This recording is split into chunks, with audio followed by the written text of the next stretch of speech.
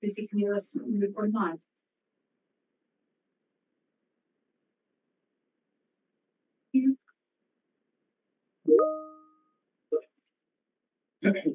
Thank you, Susie. Good evening, everybody. Welcome to this meeting of Vale of White Horse and South Oxfordshire District Council's Joint Scrutiny Committee. I'm Councillor Catherine Foxhall and I'm chairing this meeting with Mark Minion from the Senior Management Team and Candida Basilio from Democratic Services in support. This meeting is being held in Abbey House, Abingdon, and voting members of this committee are here in person as required, and we have officers in the room and joining remotely, and we're also joined by 2 cabinet members. This meeting is being streamed live on YouTube and will be recorded for the public to view.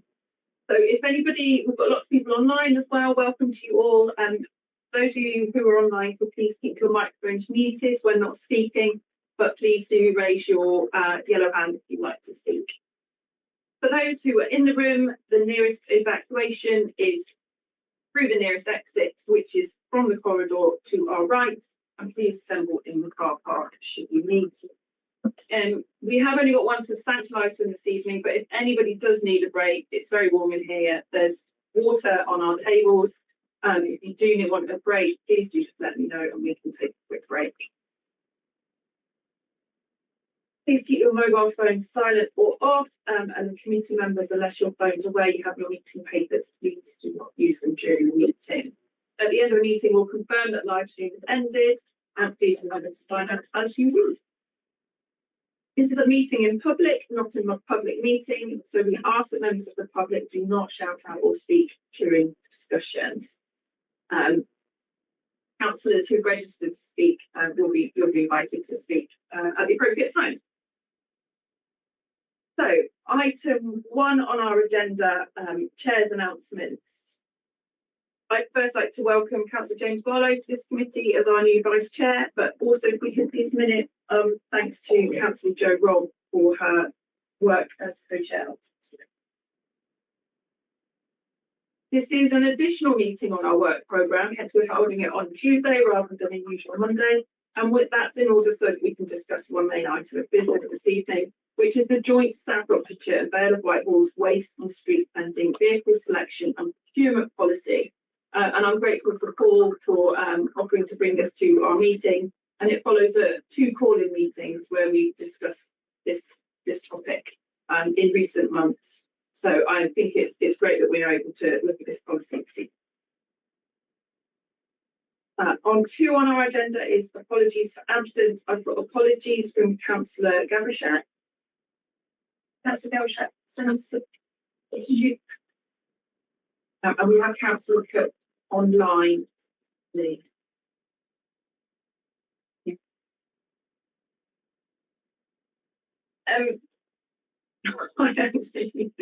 Nice to see you. Item 3, minutes of the last meeting, Monday the 23rd of February. Committee members, those of you who are here, I hope have a chance to have a look at them.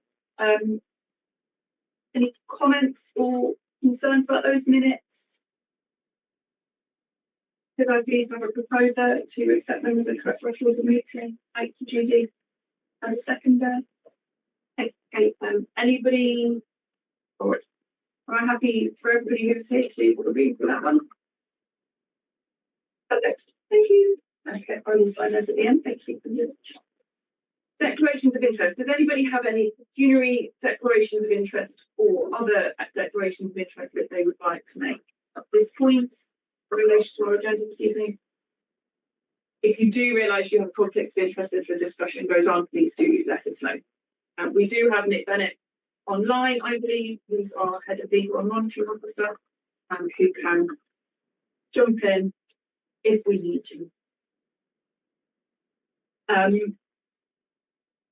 Urgent business. I don't have any urgent business. Public participation. We have 2 speakers registered this evening to speak to us, don't we? Councillor Sarah James from Vale and Councillor Sally Whiteman from Vale as well. I would like to start. Councillor James, are you able to turn on and you have 3 minutes once you're ready? Hello, Chair. Thank you very much. Can you hear me okay? Great. So I must apologise first of all. I did intend to email these notes to you, and I've just found them stuck in a schedule send. So you should have had these before the meeting. Vale councillors will have seen pretty much this because I responded to a discussion amongst Vale councillors there. So I was one of the councillors that requested the scrutiny call in last December. And so I welcome the opportunity for scrutiny of this important policy again. I do have a lot of concerns about this new policy, and really I feel it's not fit for purpose. And there's a number of questions that I hope Joint Scrutiny Committee will have a chance to examine closely tonight. So the proposed policy makes clear the 4 principles that must be achieved. However, the procurement process for doing this is actually quite unclear. There's a statement that officers will define the most suitable vehicle specification that fits these principles, but it is not clear how that is to be done. I'm also not clear how this procurement policy fits with the previous waste vehicle strategy that went to Cabinet in April 2024. And that strategy had quite a detailed procurement process in it, paragraphs 20 to 28. There's no equivalent process in this new policy. Does this new policy replace or build on and complement the 2024 strategy? In particular, in making this kind of procurement decision, I'd expect to see consideration of the total lifetime cost. And I did send you a link to an excellent Energy Saving Trust guide to fleet decarbonisation, which is a really good example of that. And it makes it clear that by looking at the total cost of ownership, the lifetime cost, that allows you to assess more readily the different impacts on capital and revenue budgets of choices that have a higher capital investment but potentially much lower running costs, which obviously is the case with some of the waste vehicle options. And that really needs to be weighed up to kind of make any decision in this area and or to balance the decision, because obviously these don't all have to be the same type of vehicle. The existing capital budget is based on a like-for-like replacement of the existing fleet. And there doesn't seem to be anywhere in this policy where the council priorities, where decarbonisation is a key priority for both councils, can influence the budget setting rather than the budget setting controlling what priorities are dealt with. And obviously there's not much point in having a council plan if the council plan can't influence how the budget is set. The financial information provided in section 3 of Appendix 2 seemed quite partial to me. So there's sort of additional capital costs for EVs, but no running costs. Whereas in considering sort of second-hand vehicles, different costs are considered about maintenance costs, temporary replacement costs, and loss of residual value, but those aren't considered for other types of vehicle. Why aren't all costs considered across all vehicle options? I wanted to highlight Lewes District Council, who do have a current plan of reaching a fully electric fleet by 2030. They are a pretty rural district with some steep bits. Just to highlight that this is happening in some places. There's quite a lot of examples here of councils using HVO, but there's not really much information on councils using EVs. Reading this report, I'm left with a clear understanding that the proposed plan is to buy new replacement vehicles with internal combustion engines and to see if we can find the extra budget to run them on HVO to reduce our carbon emissions. But I don't really think that should be the job of a procurement policy, to come up with the answer and then give the justification for what the answer is. Unless your questions today really satisfy you, I urge you to recommend to Cabinet that they do not approve the procurement policy as presented and do not approve considering HVO as a transitional measure. Thank you. Thank you very much, Councillor Jones. Thank you for your questions and your comments. Councillor Whiteman. You're very welcome. Hello. Can you all hear me okay? Yes, you have 3 minutes as well, Councillor Whiteman. Thank you, Chair. So having reviewed both the original report considered by Scrutiny in December 25 and the revised report before us today, I remain concerned that whilst the volume of information has increased, the evidence base underpinning the key conclusions has not materially changed. In December 25, members were told that electric refuse collections were unsuitable because of 3 key factors: charging infrastructure, vehicle range and cost. The conclusion was that council should purchase new internal combustion engine vehicles with the possibility of using HVO at a later date for the heavy-duty vehicles. 6 months later, we're essentially being presented with the same conclusions. The difference is that the current report contains considerably more discussion around depot infrastructure, HVO supply chain, climate implications and future fleet planning. However, what I struggle to find is a detailed operational evidence that demonstrates why electrification remains unsuitable for South Wales fleet. As somebody who spent more than 20 years in the automotive industry, including powertrain engineering, electrical vehicle technologies and government papers on heavy-duty vehicles, my concern is not ideological, it's evidential and experienced. As we sit here during another period of extreme temperatures, the second in 2026, with both councils acknowledging that the district is already falling behind with interim carbon reduction milestones, what message does the Cabinet member believe it sends to when the response to the largest source of operational emissions is to purchase another generation of combustion engine vehicles? The report spends a great deal of time discussing vehicle purchase costs, but comparatively very little time discussing whole life ownership costs. Where is the detailed analysis of fuel savings over 10 years? Where is the assessment of maintenance and servicing costs? Where is the comparison of reliability, downtime and life cycle operating costs? Where is the modelling of diesel and HVO price volatility over the next decade? And are these standard considerations in any major vehicle procurement exercise? Yes, they are. The report places considerable weight on the limitations of electrical vehicle technology, yet since the original report was considered, major manufacturers including Renault, Volvo, Mercedes, Scania, DAF, MAN and Dennis Eagle have continued to invest heavily in electric refuse collection vehicle platforms with high ranges. Councils across the country, including Eastleigh and Westminster, are already operating fleets successfully. I'm not suggesting that every route in Southern Vale could be electrified tomorrow. What I am questioning is whether sufficient evidence has been provided to demonstrate that a substantial portion of the fleet cannot be. The report acknowledges that waste collection remains the largest source of operational emissions for councils. It also acknowledges that electric vehicles are the long-preferred long-term solution, yet the proposed pathway pushes electrification down the council's own net zero commitments. This contradiction could concern us all. I'm unconvinced about the argument about LGR that it justifies delaying any investment. Whatever council infrastructure exists in the future will still require waste collection vehicles. This would be an asset to transfer to successor authorities. If anything, we should be investing in infrastructure and vehicles that future councils will thank us for, rather than inheriting a future challenge. HVO may well have a role to produce as a transitional fuel in extending existing life vehicles, but there is a significant difference between using HVO on an ageing vehicle and purchasing a brand new combustion engine vehicle expected to remain in service well into the 2030s. My concern is simple. The report asks Cabinet and Council to make a long-term strategic decision involving millions of pounds of public money and a fleet that will shape our environmental impact for the next decade, yet much of the analysis remains focused on short-term capital cost rather than long-term value, resilience and sustainability. Before we commit to another generation of combustion engine vehicles, I believe members are entitled to ask whether they've been truly given the full picture. Thank you, Chair. Thank you, Councillor Whiteman, and thank you both for your comments. Chair, I don't know if I'm getting confused with planning, but do we get a chance to speak to question any speakers or not? Yes, that's a very good point. And sorry, I should have given you the chance to ask Councillor James. They're both very knowledgeable and they've got a lot of detail, but they speak quicker than I do, and I'm saying something. So let's take Councillor James first. Does anybody have any questions that they'd like to ask for Councillor James of the information she shared in the comments? I apologise, Councillor James, that I missed that item.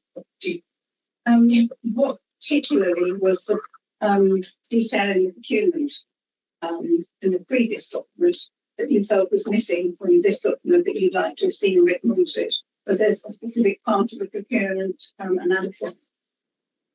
Yes, yeah, thank you for asking that. There was there was a whole section in the report that went to council, which I linked in my email. I think there's a link in your pack anyway, actually, to the briefing that went to Cabinet's last time in 2024.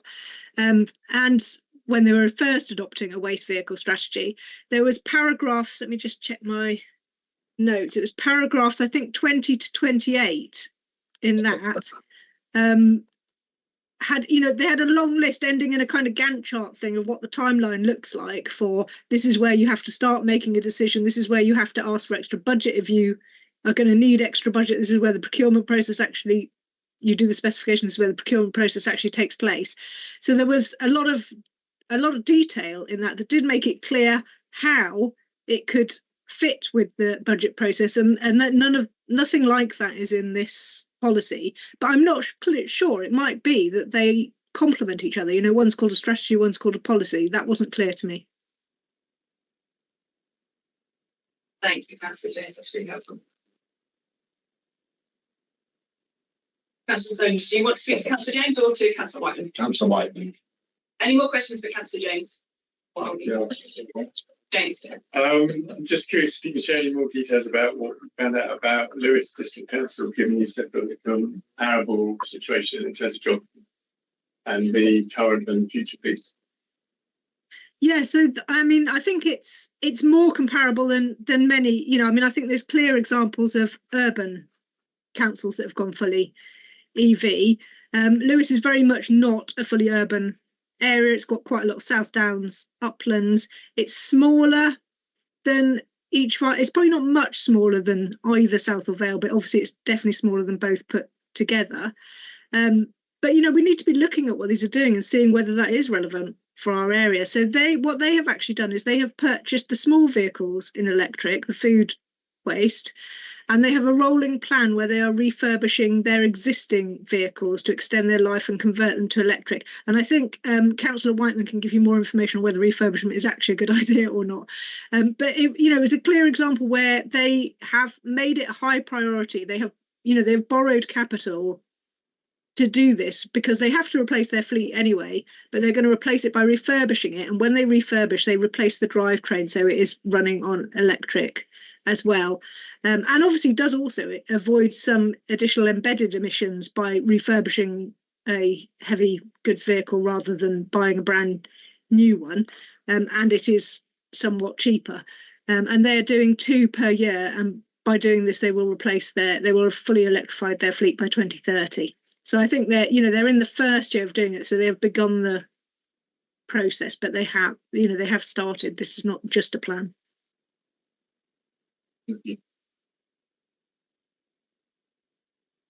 Brilliant. Thank you so much. Okay, let's move to questions for Councillor Whiteman then. Thank you, Councillor James.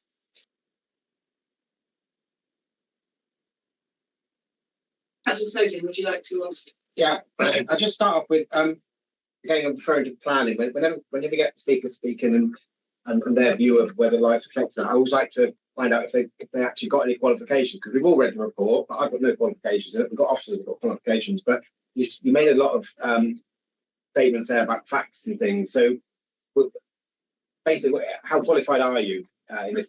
I didn't catch how many years now.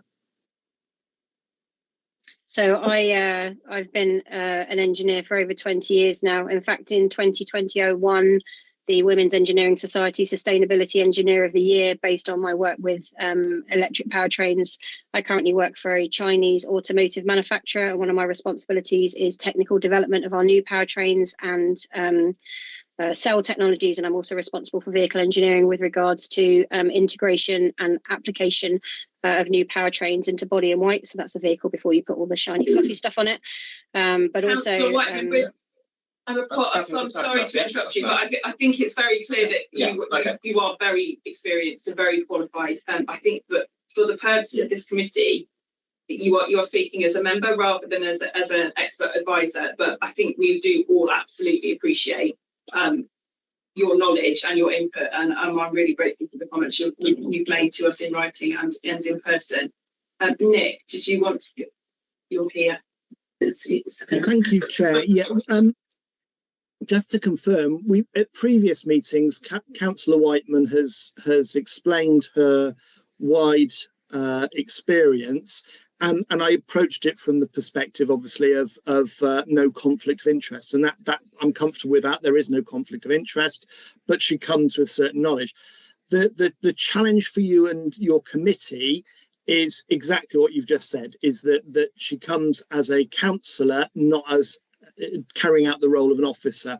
Yes, of course, she brings her experience. Yes, she brings her knowledge, but you have to approach her input slightly differently than you would from, let's say, a consultant that we brought in with the particular advantages they have on insurance and all the rest of it. So no disrespect to Councillor Whiteman, and I'm sure I'm impressed with the award and all the rest, but just to reinforce, you can acknowledge that, but she is here as a speaker, not as an officer, as it were, and not as a consultant, but as every other member. She's just one who happens to know clearly a great deal more than the average member about the subject of some of these energy sources and so on. I know that can be difficult when you've got someone who knows quite a bit, particularly when they're not crossing the line into having an interest and being able to speak. But I just wanted to be absolutely clear that Councillor Whiteman is here as a councillor, and her input can only, same as for Councillor James, can only be as a councillor. I hope that's helpful and not just an interruption, Chair. Thank you, Nick.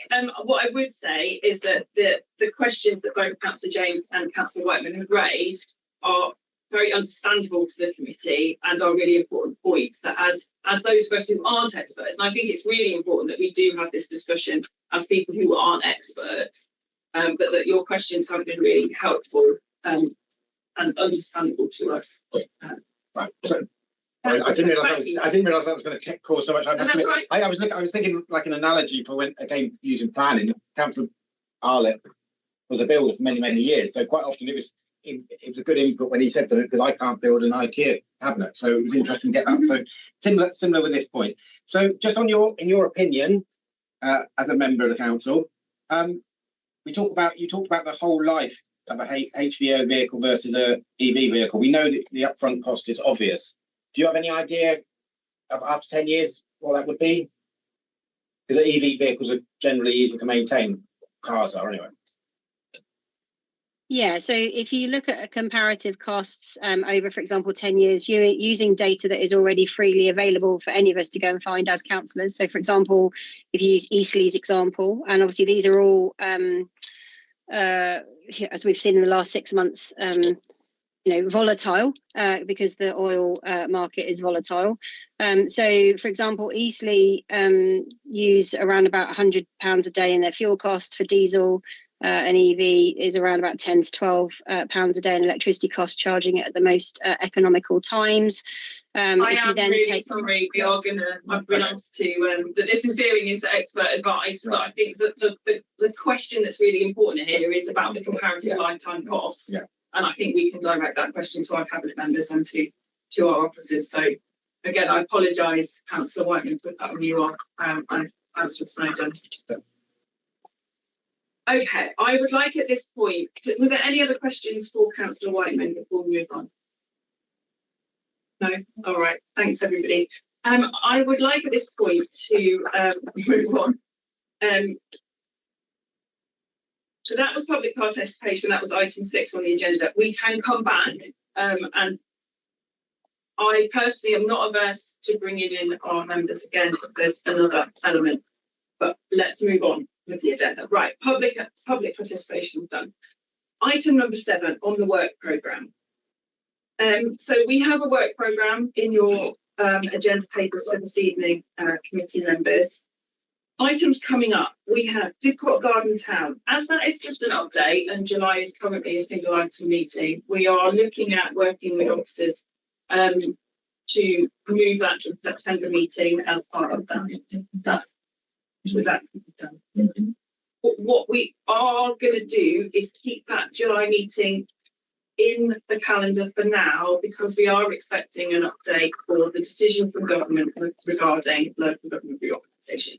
If that comes sooner rather than later, what we are hoping is that we will be looking to schedule a meeting, and we will, I apologise, Councillor Thomas, for dropping this on you now, but we will be looking to schedule a meeting to meet with the leaders of both councils, just to look at anticipation. We appreciate that the work won't have been done, might not even really started, but just to talk about what the anticipation is, what the kind of ideas are, and from there we can then scope out a scrutiny work programme in the coming year, 2 years, that will involve both this committee and Vale and South East. But we will be back in touch offline to check your availability and I feel far more comfortable about that subject than I do about this one. That's good. So yes, so LGR will be on our work programme, and it will primarily make up the bulk as of the case of the next year. What about the FSA? Pardon? The FSA decision. The strategic authority. Yeah. I think that will probably depending whether we talk about public sector reform or local government reorganisation, I think that will become as an item possibly within that agenda. If you think strongly otherwise, Well, then it should be a separate I got item. an email today actually from there's nothing about me for refusing it and going against it. She didn't realise that she thought we voted on it and so forth. So Right. it's quite interesting that we didn't really get a say on it. But, No, we've had no input. So let's take that offline and think about whether that should be a separate item for our agenda. I'm very happy to consider that with you. Absolutely. Nick Bennett, would you like to comment on that? Well, Chair, the concern I've got about that is whether that is a full council decision, in which case it wouldn't come to scrutiny in that way. But again, I need to go back and remind myself of some of that stuff and talk with Ms. Malcolm as well. But just to flag that might not be something that comes under your terms of reference. As with all items, we will obviously come to officers to discuss the appropriateness of any item and Sorry, where it would fit. I'll go No, quiet. no, it's really important to make these points and to make them publicly as well, to help us everybody understand the processes involved, which are complex. But any other comments on the work programme that anybody would like to make now? Nope. Okay, moving on. Do we have any updates on recommendations? Well, Previous committees? there's not much to say here. Hopefully everyone's got access to the tracker and trying to keep up to date. If you don't, drop me an email. I'll have to send a reminder out.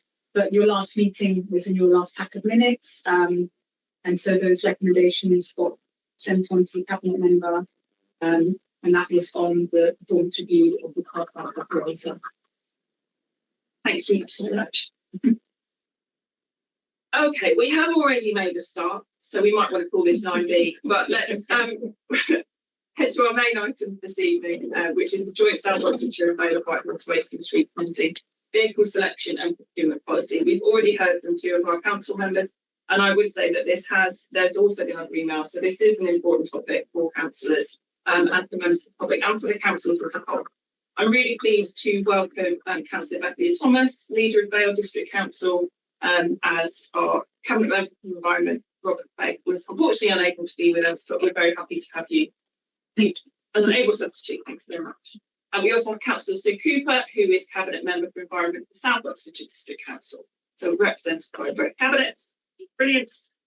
We also have Paul Fielding, who's director for housing and environment, under which this policy and strategy sits. And we have Scott Williams, our environmental services manager, as well online. So thank you everybody for joining us on what is a very warm.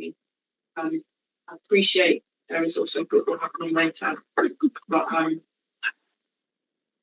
that has no bearing on us.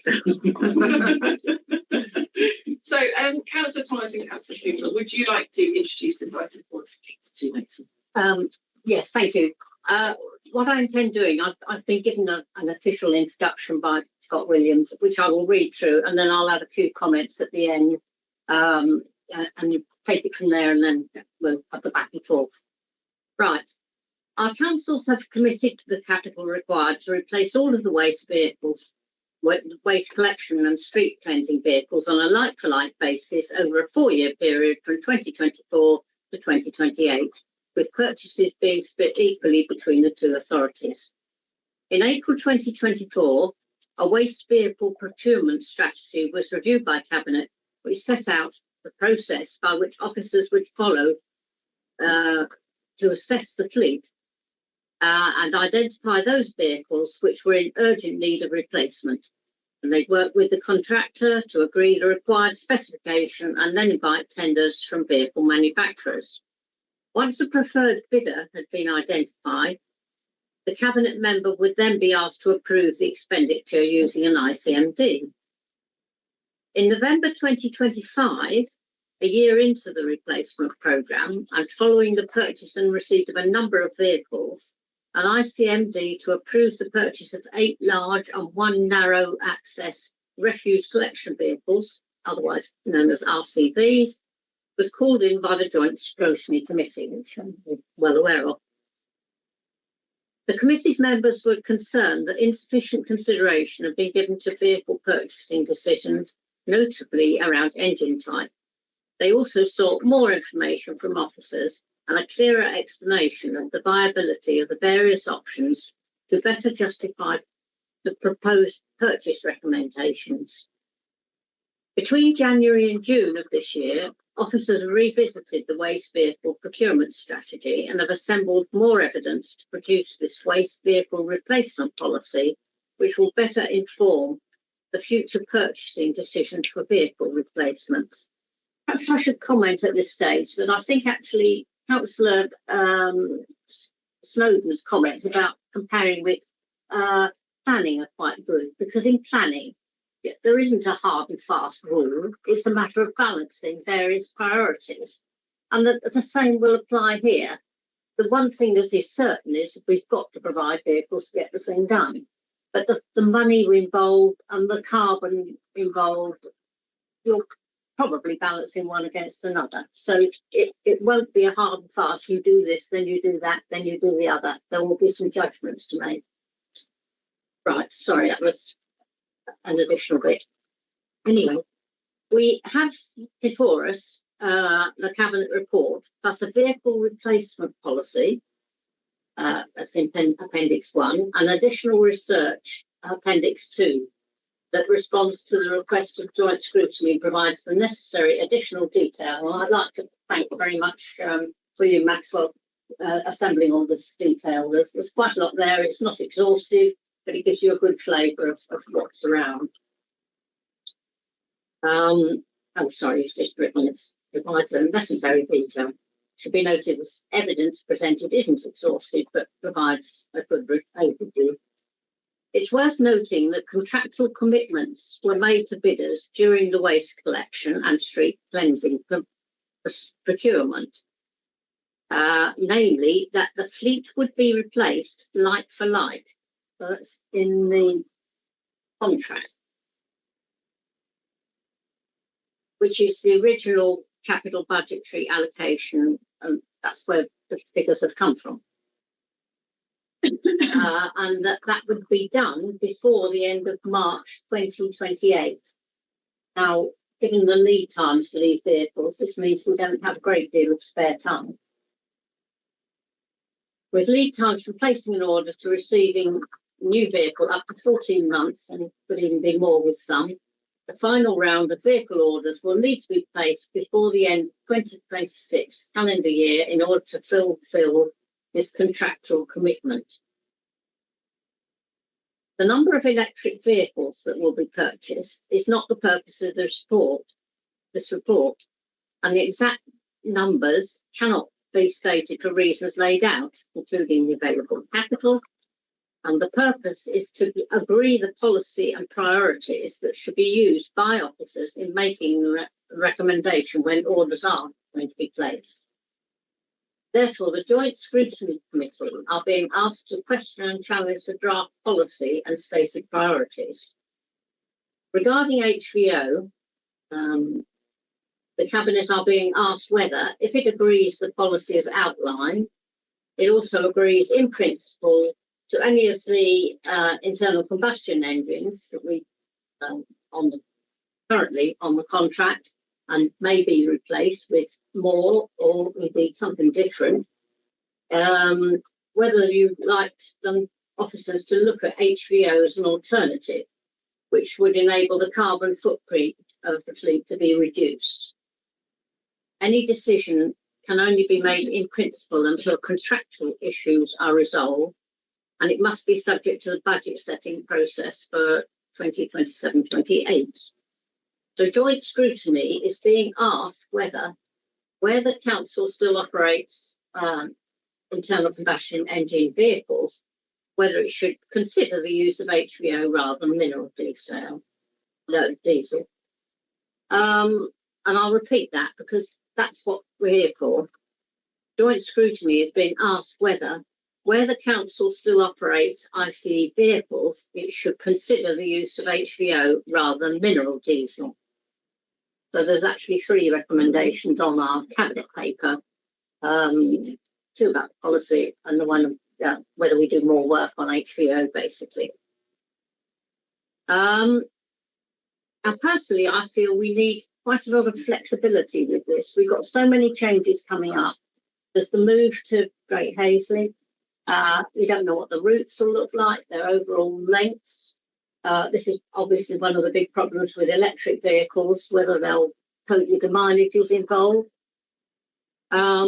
We've got vehicles are developing all the time, as Councillor Whiteman has pointed out. Things do progress, and we don't know how many, at what pace. And also, of course, we've got local government reorganisation. It would make sense to at least have some discussions with whoever we're going to end up with on, possibilities for the future. So we want some flexibility, but we're up against a timeline. There's a lot of points. The other thing I wanted to do is to thank Sally and Sarah for their questions and comments in advance, because it was obviously much easier for people to get answers. And I think both will receive official answers from Paul or from Scott. But I'm really interested to hear what people will say, because I have not come to any hard and fast conclusion on this. I don't think it's a question with right and wrong answers, and you may end up with bits of all sorts in the end because of our geography. And I take the point about Lewis. I do actually know Lewis quite well, because my daughters all live in Brighton.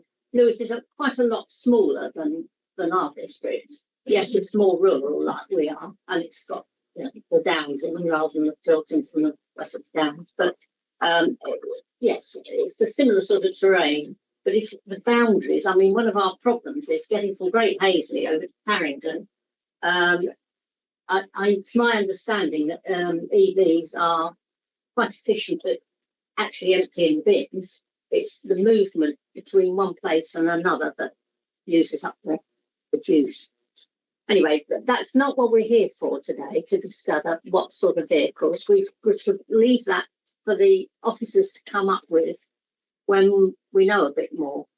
I think the problem that our questioners have missed out on, and is probably worth a mention at this stage, is our new contract with BIFA, which has only just started. And in that, we buy the vehicles. I think South actually buy them and Vale pay half the money. But BIFA are responsible for all the running costs. So the fuel, obviously it would be nice for them if they had lots of EVs, because it would be cheaper for them to run. At the moment, we haven't got provision within the contract, and I gather that if we did need to discuss any of this, we'd have to go into confidential, because it's all within the contract. So it is not a simple matter, but do feel free to ask any questions. And as I say, I'm really interested to hear all the points of view on this. Thank you. Thank you, Councillor Cooper, very much. Councillor Thomas, would you like to add anything? I can add just a little bit. Firstly, thank you to Councillor James and Councillor Whiteman for submitting your questions. Do appreciate that. I've had a little bit of time to think about it. Obviously, seriously expert here. I'm the ringing, and I've done a lot to try and catch up with myself. There's been a lot raised already, and I'm sure there's lots more to come out. But I think, as Councillor Cooper was saying, I think we're here to discuss the policy statement that we are working towards to inform us of any purchases in the future. So it's going to inform our budget setting in the future, and it's going to inform our purchasing in the future. It's not here to say we're going to have 3 electric vehicles and we're going to have this. There's so many different factors to consider. I think that we just need to make sure that we are meeting our responsibilities and doing it in the best way possible whether that's partially electric fleet, HVOs. There are so many factors. So I'll just leave it at that because, as I said, I'm not the expert here. I'm just trying to do my best. Thank you, Councillor Thomas.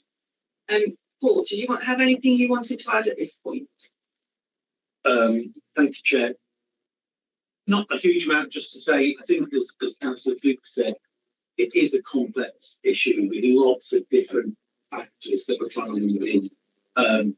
So I completely appreciate why Scrutiny want to look at this and the fact that there are lots of range of views. Hopefully we can answer as many of those questions as we can tonight, but there may be things that we can't answer. We will try and take them away. We'll try and get answers back as appropriate. But yeah, happy to see how we go and answer some of the questions. Thanks very much, Paul. Andy Cook online. Would you like to kick us off with discussion or another point?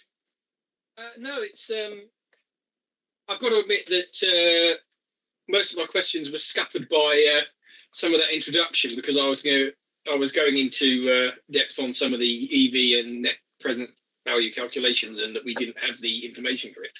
But if our role here is to cover the policy and how we move towards it, the most obvious question that leaps to mind, and may well be completely out of scope still, but can we write the points that have been raised into the purchasing policy? Because off the top of my head, I don't think it would take much. Like, purchase proposals should include total cost of ownership, route feasibilities, route calculations to be made by default. And we have the principle that internal combustion engines should only be bought by exception and requiring cabinet individual approval. And if they're internal combustion engines, we could write in a policy HVO by default, mineral fuel only by exception, so it's exception to exception, and by individual cabinet approval. And on top of that, my other thought, I can't phrase it into a question, was surely that the infrastructure upgrade should come first and foremost to enable us to be able to practically move in this direction, because admittedly it will take a lot of money, but it's going to be needed. So yeah, that's where I was kicking off from. Thank you, Andy. I feel like a couple of those points probably we can come back to our discussion at the end when we're talking about making our recommendations. So hold those thoughts. Let's start with your question on infrastructure upgrades and what is required and what is available. I think we, as this committee, we have discussed the Great Hazley purchase, the site there. One of the points that was minuted, that I believe the Vale leader made, was that site, part of the reason for the appropriateness of that site was that it did have significant potential for allowing EV charging specifically. What we've got in here is some of the detail of the cost. Yeah, like the DNO for 2.7 million. And yeah. And sorry, I just realised my you did bother to hear me then. But yeah, I fully get that is a big bite, but as soon as that bite is taken, a lot of options become available, even if it's to trickle us across as and when we get a route that can become available for EV, then it's a lot more practical to just buy an EV. And I did have a load of stuff questioning different prices and what was coming, but as you say, that's beyond this. So yeah, that's my first question. I know it's expensive, but can we just not bite the bullet and get the infrastructure stuff done, because everything else becomes a lot more feasible? Having a strategy, a policy, moving towards it becomes feasible once we've got the infrastructure to do it. Thank you, Andy. Councillor Cooper, did you want to start with that one? Well, yes, I'll make a start. I mean, we're fortunate to have Andrew Busby here, who's in charge of the Great Hazley project, so he can fill in any detail you might like to have. I mean, I think we're up against a timing issue here, actually, because the Great Hazley depot, when we take it over, will provide, and there are details in the paper somewhere, I can't remember, it's in the appendix or the main, but anyway, because the building there has it's had its roof specially strengthened so that we can fit as many solar panels on top as possible.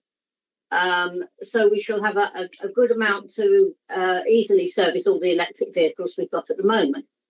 And upgrades are possible to get us to 200 kVA in over before 2013. Yeah. But the point is, I want to make, and I'll hand over to Andrew, is that we've got to provide vehicles. You can add extra things, yes, and we could even put batteries in if we haven't got the expensive DNO in place. But we do need the vehicles to use, and they've got to, be functional from day one. We can't have them sitting. I mean, I was talking to Paul earlier.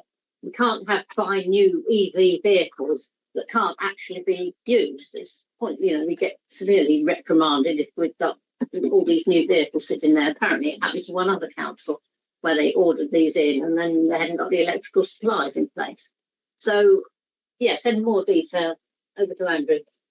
Councillor, good evening, colleagues and viewers.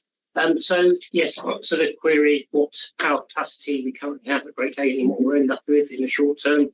Effectively, we're grabbing as much power that the network and SSEN allow us to have. So, currently, we have 250 to 260 kVA as of now, which is quite significant. To look at small leisure centres to give you some idea. We're then being ramped up to 1,000 kVA at the start of 2027, and then onward through the journey through up to 2,000 kVA with upgraded transformers and SSEN doing installation to now January next year.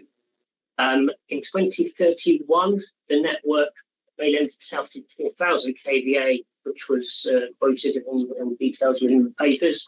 That currently involves bringing extra cabling in from afar and from surrounding villages.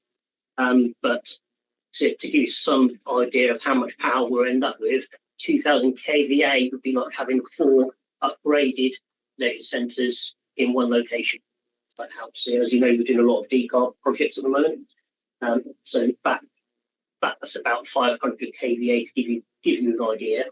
We'd end up with having 4 of those in one location. So we are fortunate that Great Hayes can lend itself to that infrastructure and upgrade, and that SSEN are actively working with us as we speak, rolling us out. So from the get-go, we'll be able to power some electric vehicles, and then we're ramping up over a period of time. But locally, the major infrastructure network is going to be upgraded in 2021. Okay, sorry, Andy, Karen. I must have misinterpreted the appendix I was reading, because I thought that when it said the costs to increase the site capacity are currently cost prohibitive, I thought that meant prohibitive with the DNO costs. So, but it does sound from what we've said that we're already in train to getting the infrastructure upgrades. Is that correct? We are, yes, and SSEN have contributed significantly to the upgrade to the 2,000 kVA. They've part of their infrastructure upgrade. They've contributed almost $1 million. So that's significant. Yeah. That's the fastest turnaround from a question to actual action I've ever seen. Thanks. Okay. So the rest of it is it possible for us to suggest writing the points that were eloquently presented by Councillor James and Councillor Whiteman into the policy? And I think the chair said we'll be coming back to that anyway for our recommendations later on.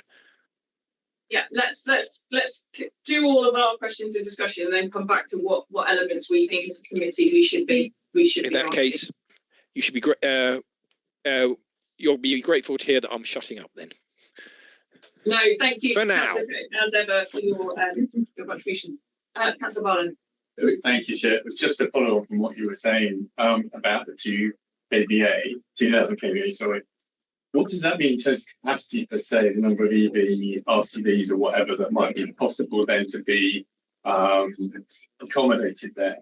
Because you're talking about that in 2031, which is not too far away, but still past our 2030 date, and you talk about 1,000 by next year.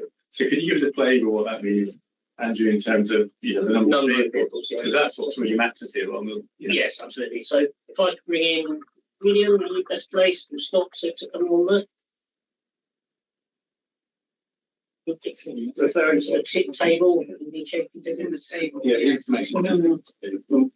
Yeah, it's on page 44 within the pack, Chair. It actually sets out 500, 1,000, 2,000, and then 4,000, and what the difference in the number of vehicles that could be charged successfully. Well, that's there. So can you point towards that whole table page? In appendix 2.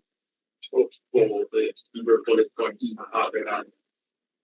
Yeah, so just to read out, 500 kVA would allow a maximum of 8 large vehicles, and 2 smaller operational vehicles. 750 would be 14 large, and no small, or 12 large and 4 small. 1,000 would be 18 larger vehicles and 2 smaller, and then 2,000 would be 38 larger vehicles and 2 smaller. So just to make the point that obviously that would be a significant proportion of the fleet, but the fleet is 97 vehicles in total currently.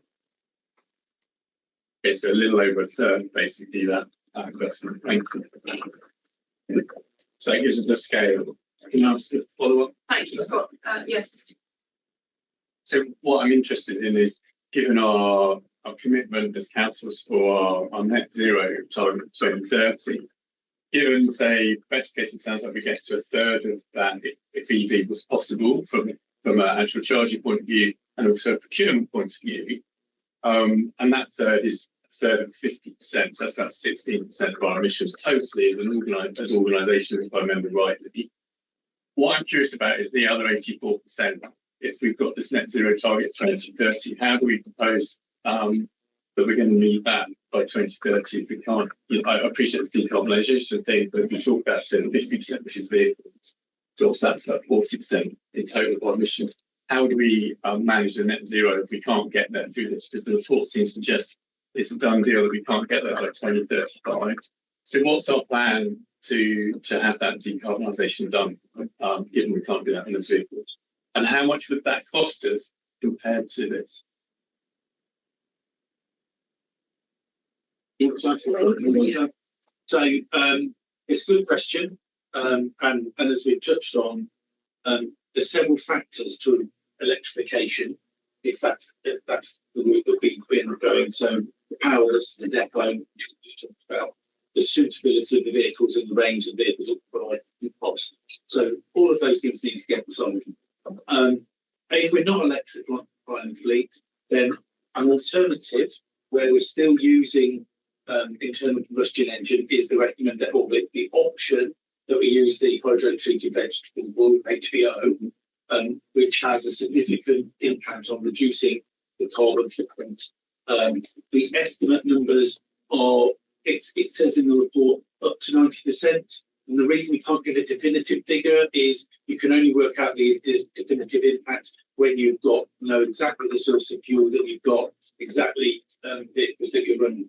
But estimated between between 80 and 90% of reduction in carbon footprint compared to mineral diesel that use HVO. So that is why that is an option, is if the councils want to reduce their carbon footprint whilst we're on the route to a much lower carbon footprint running vehicles like electric, that we could use HVO to replace mineral diesel. That was the HVO session.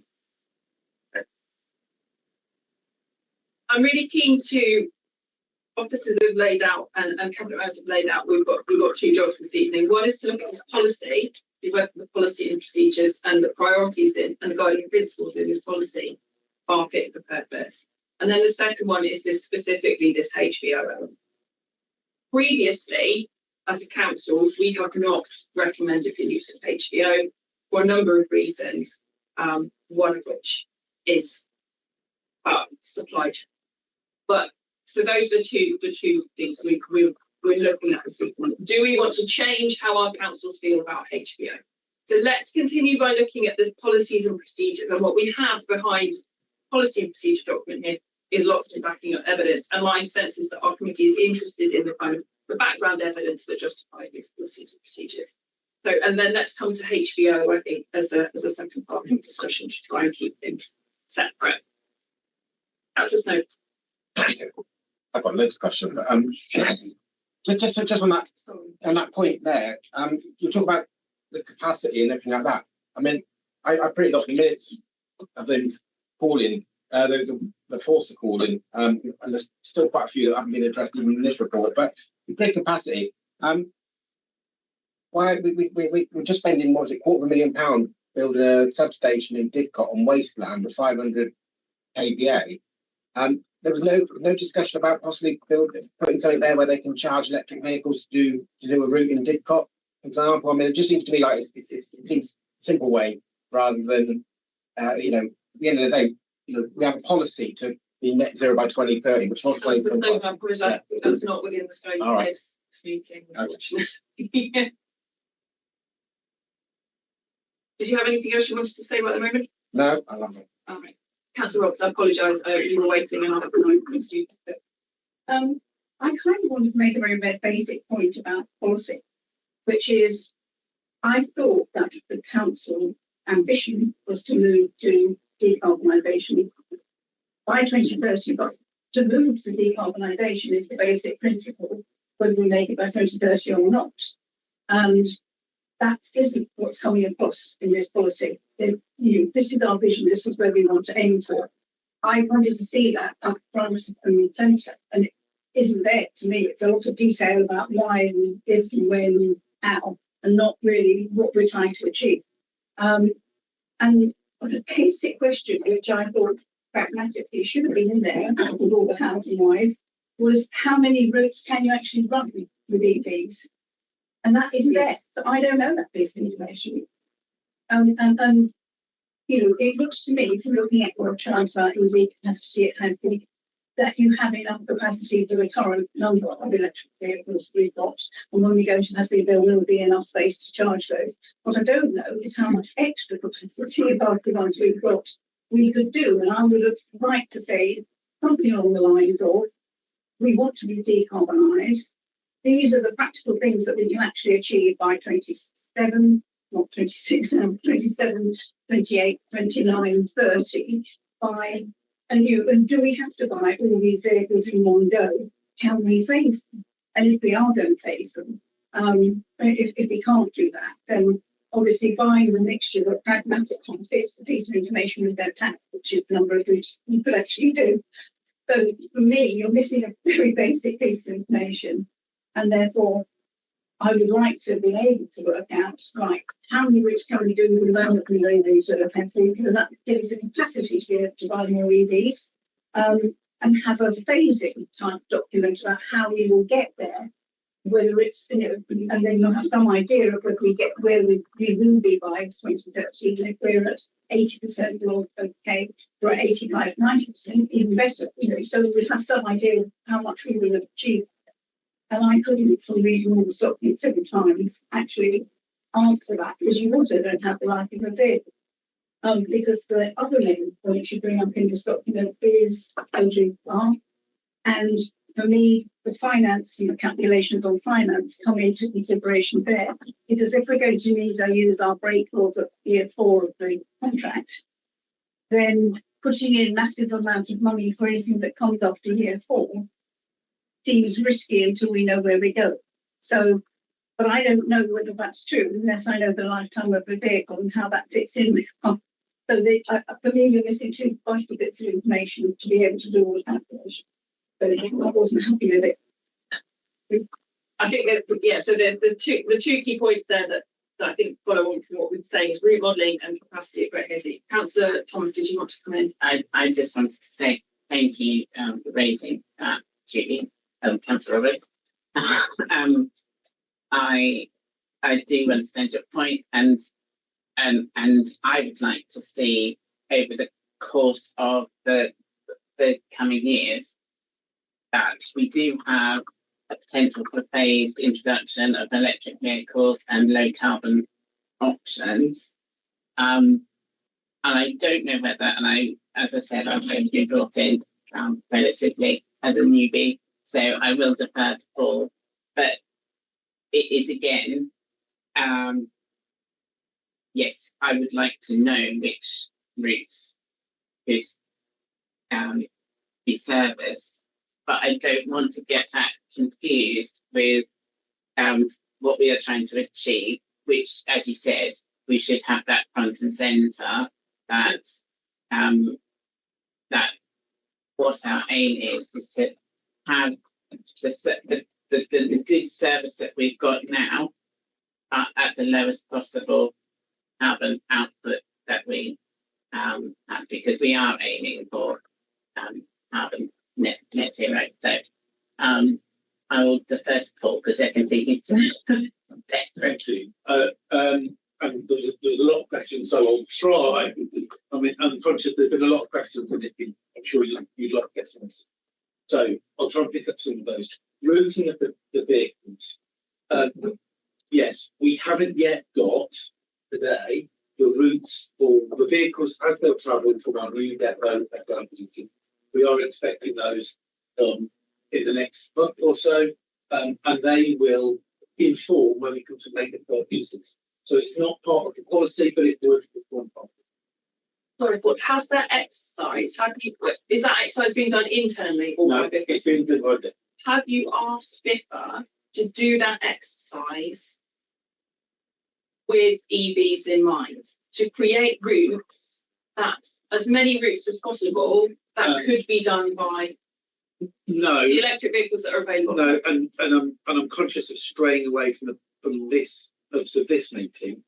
The reason being, right now, BIFA are focusing on mobilisation of the new contract, which starts on Monday, but also focusing on just being able to operate from Great Ainsley and the planning restrictions that there are around operating from Great Ainsley. But at this stage in time, they are just simply how are we going to operate the service given what we've got from Great Ainsley next year. That could be a future thing as part of any future decision, but it's not being factored in at this time. So that's the issue on routing.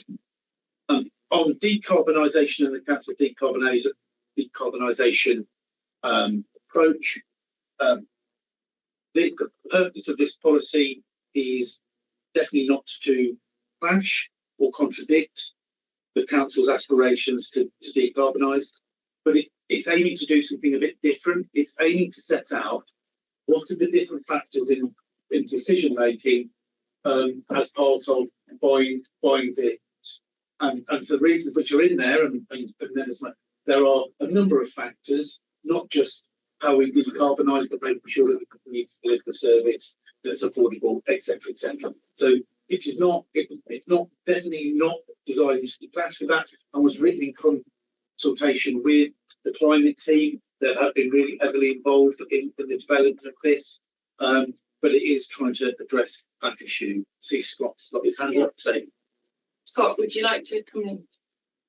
Yeah, thank you, Chair. It was just in support of what Paul was explaining previously, just to say that BIFA are currently trialling an electric 26-ton RCV rear compaction vehicle on routes in South and Vale. So we're getting data back from that, and we're awaiting the final report and what that will say. But that's another piece of evidence then that will inform future proposals on replacement vehicles. I just wanted to make that point so members are clear that that's underway at the moment. Thank you. I'm sure we'll all be very interested in the results of that. Excellent. Okay.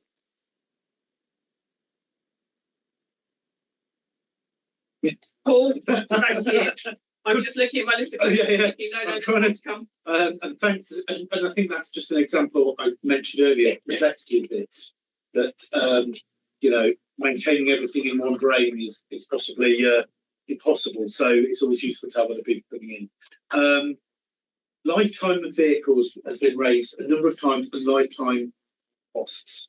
I think it's fair to say, but I very much will expect my officers to jump in if I say this wrong, that we are very much in the infancy of EV RCVs in the early days.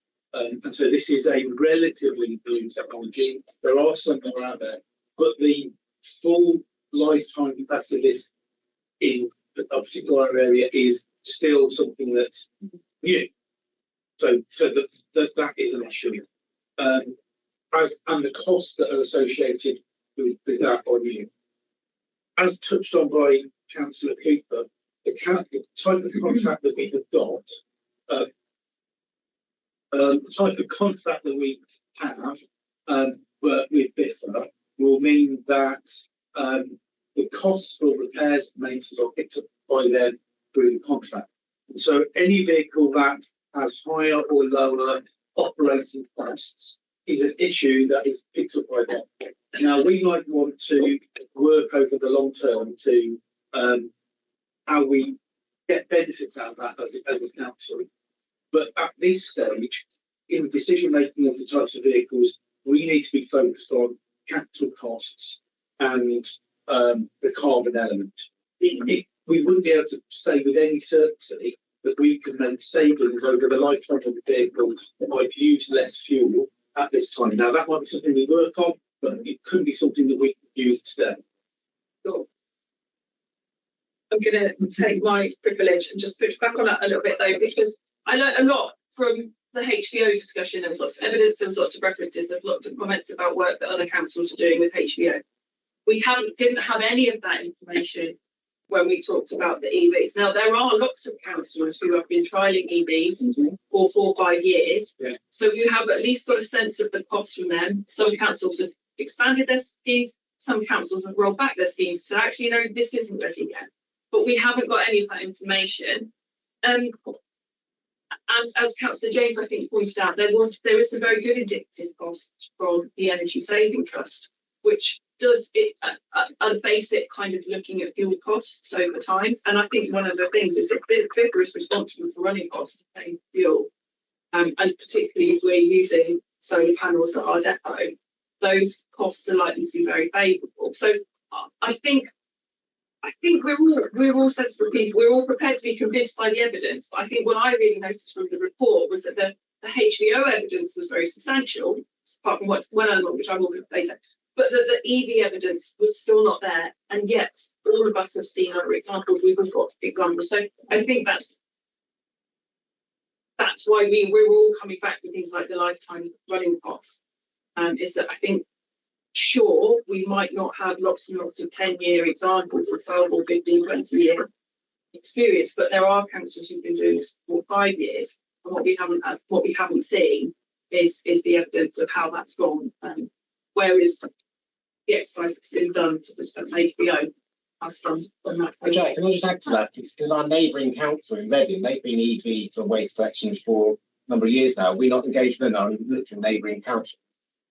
And the research that's in, I'm going to touch on this, that the research isn't necessarily exhaustive, but we've gone out and done as much research as we can. I think the detail of that level of research is something that Scott may wish to pick up on.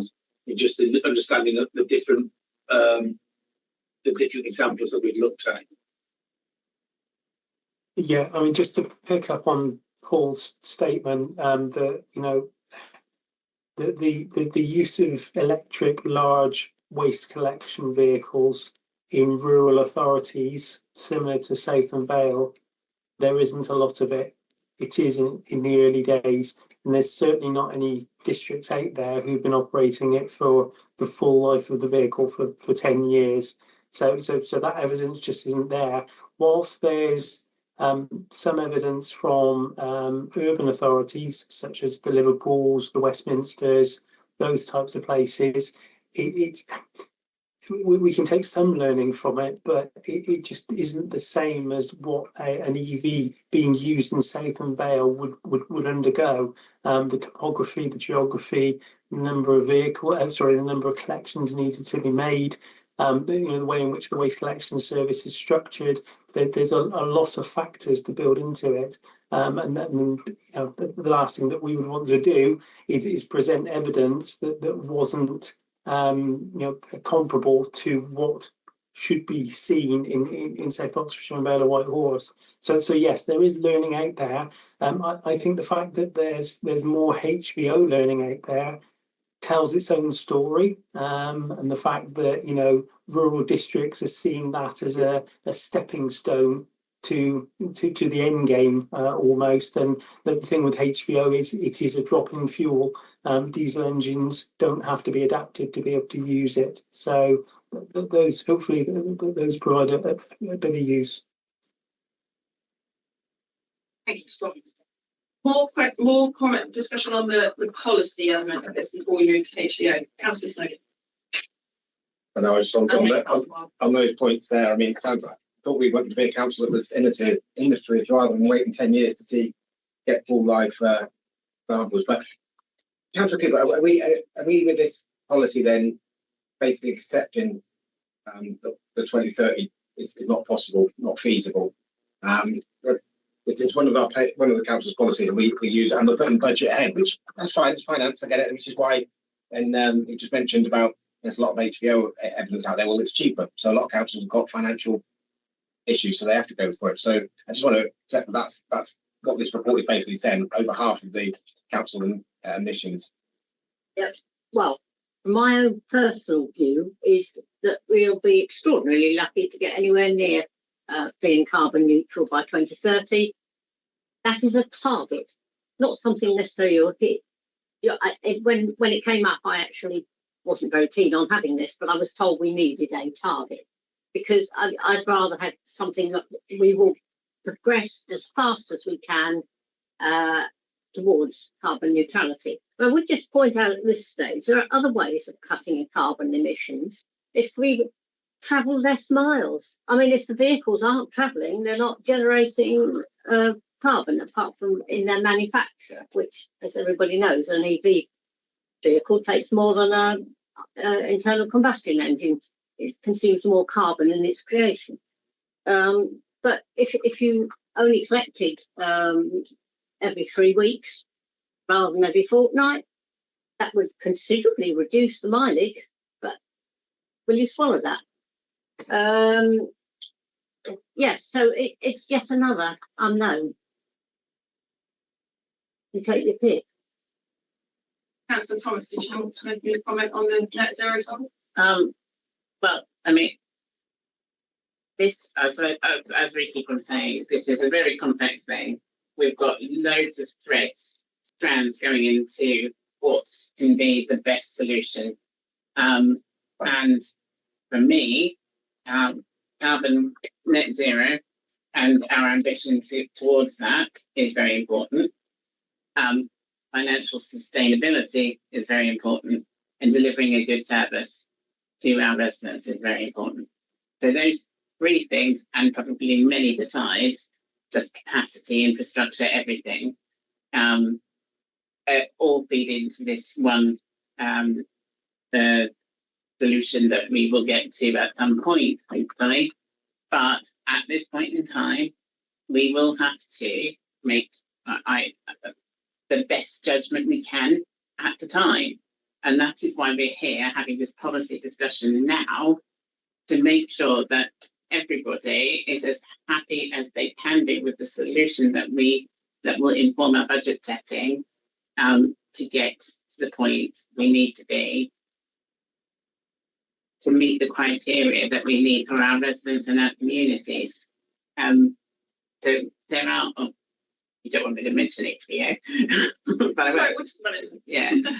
So that is an option. It might not be the option, but who can say how things are going to develop?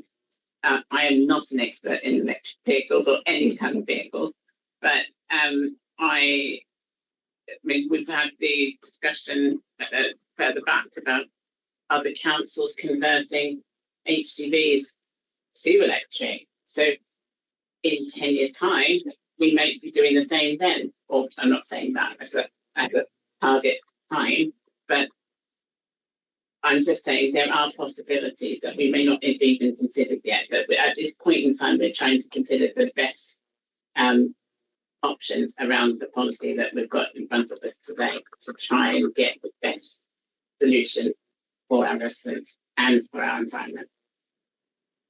Yeah, I think the message from members is that we're asking you to consider the kinds of solutions that other people are already using. Well, we are considering those, aren't we? I mean, that's what I think that's what we are. This is what this whole exercise is about.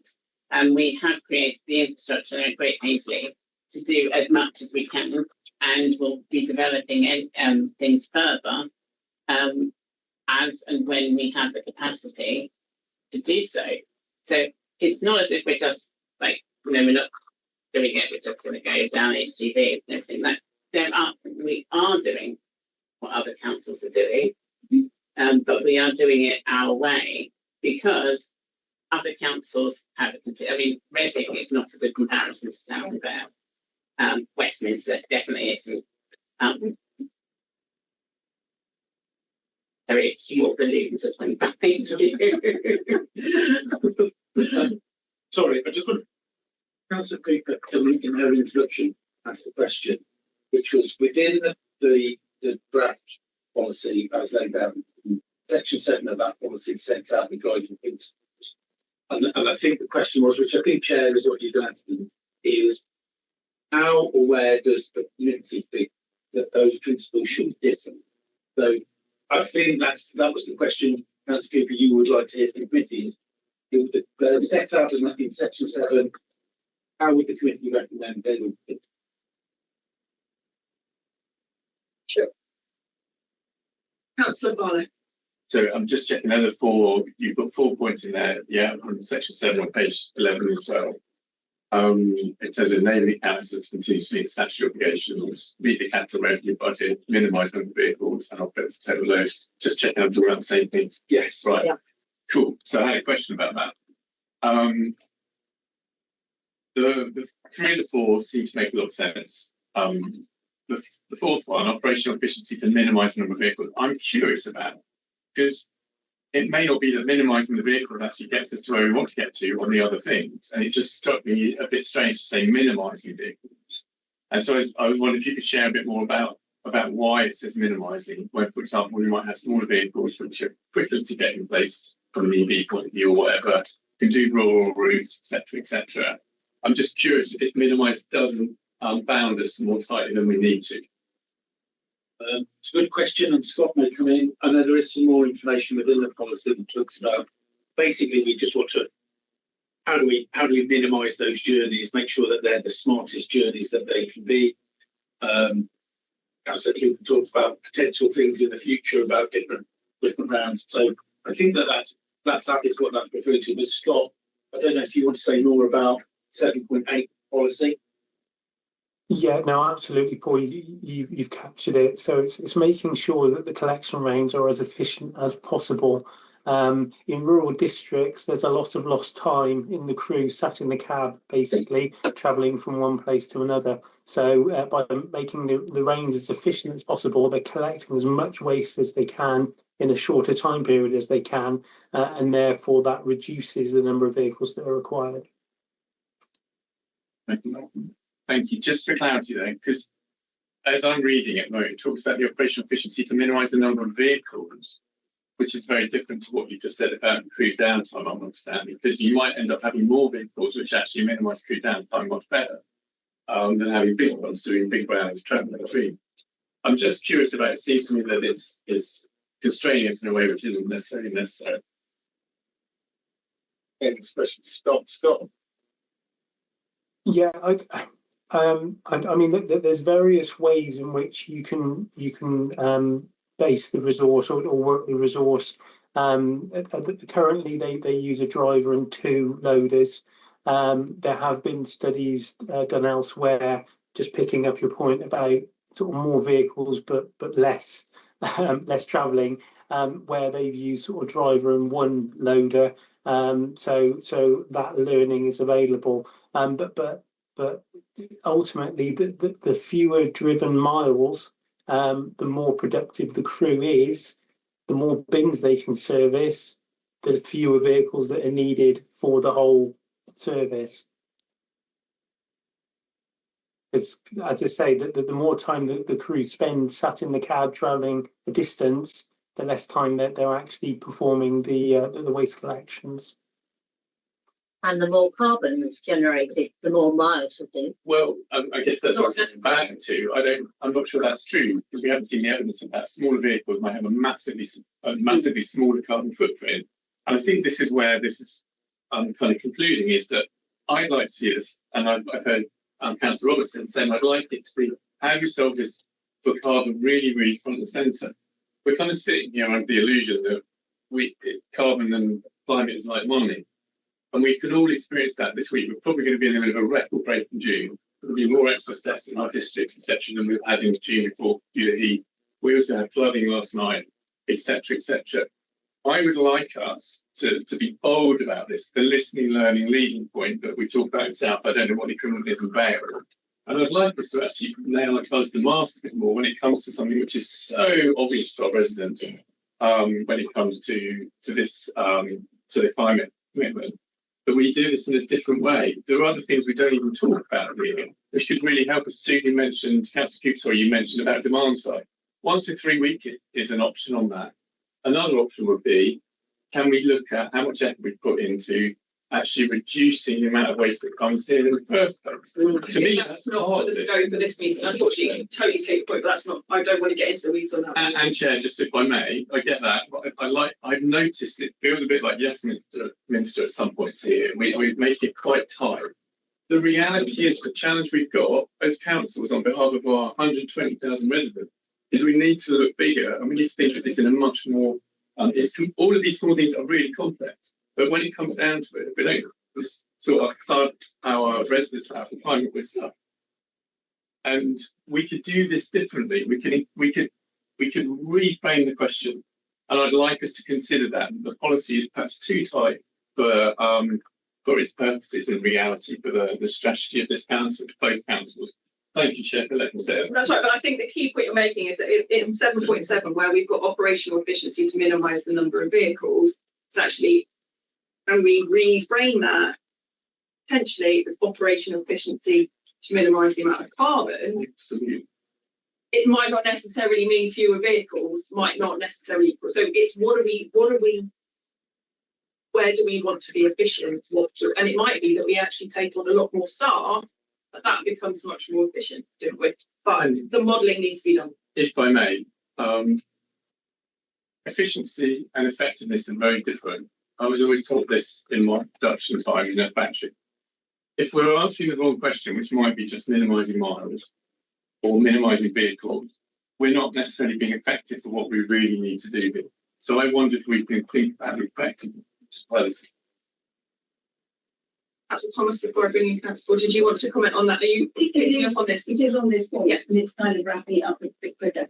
For me, yes, we have to meet our statutory 100%, so that's good. Next one for me is 7.9, but I'm not happy with the wording because we have a problem in the rail industry whereby now using HVO engines takes the viability of moving to electric so low that it doesn't happen because the cost of running on HVO completely wipes out the financial case. So I think we have to be careful with that. And from what I'm hearing in here, we would like to be moving to electric rather than just the lowest carbon footprint. And then all the other things fall out of this. So the finance, the efficiency, everything else falls out from that aim. So for me, you've got most of the points in 7, but just in the wrong way and not quite phrased as I like. Councillor Thomas, let's so we're going to take a 5-minute break and then we're going to come back. We're going to talk about HVO and go to discussion. I think Paul wants to come in as well, but I was just like, we are talking about this at lots of different levels at the same time, I think, and it's confusing me. I don't know if it's confusing anybody else in the room, but so statutory compliance. We need to pick up rubbish. Carbon. Those are two major things that we care about, as is financial stability, sustainability. Those are the three key, in my mind, operators. And we have to get those levels balanced out. And one might need to go up, one might need to go down. I think we were straying into them, I'm not sure, but about what type of vehicles we're going to buy and how many we're going to buy. And I didn't think that that was the purpose of what we were discussing tonight. But that's my point, is like we are trying to, it's such a huge problem we are trying to solve. I don't know if Paul wants to go in. But just trying to, so Councillor Barrow's point well made about the wider waste piece. And I would just point, we have got a waste strategy. So maybe this is kind of a part of that. The waste strategy was proposed by the right ones. And then picking up on Councillor Roberts' on about 7.9 within the policy of saying rather than carbon footprint that we would move to electric. That's interesting, and that would be a significant shift if we were saying we're not, that the focus isn't having the lowest carbon footprint, but the focus is to move to electric. Those things are different. I'm not, it's for councillors to decide whether they're right or wrong. I just want to be really clear that they are quite different. Let's take a 5-minute break or 4-minute break. We'll start again at 8 o'clock, and then we will move rapidly on into HBO and then to discussing how we want to make recommendation. Thanks, guys.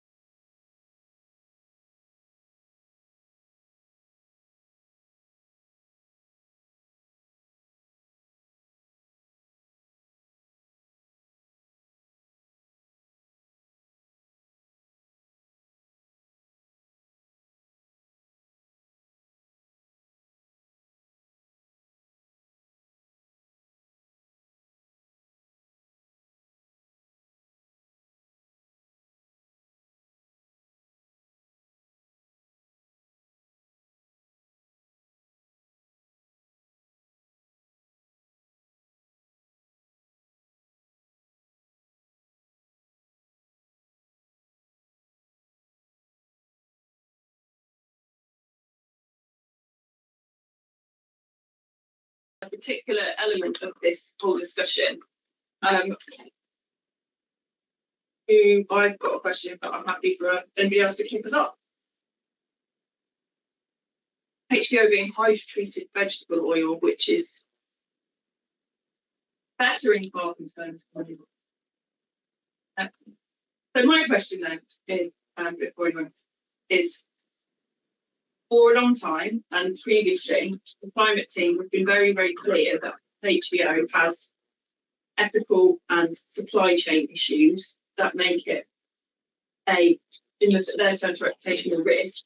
Now, those words do still exist in the report that you've been given, and it's clear that there is concerns, and yet it feels like we're being persuaded that this is now a good option rather than a bad option. And I'd particularly like to ask you to just address those ethical, and particularly around things like, if we take all the HVO from a different part of the world, and we then leave those farmers having to rely on virgin palm oil.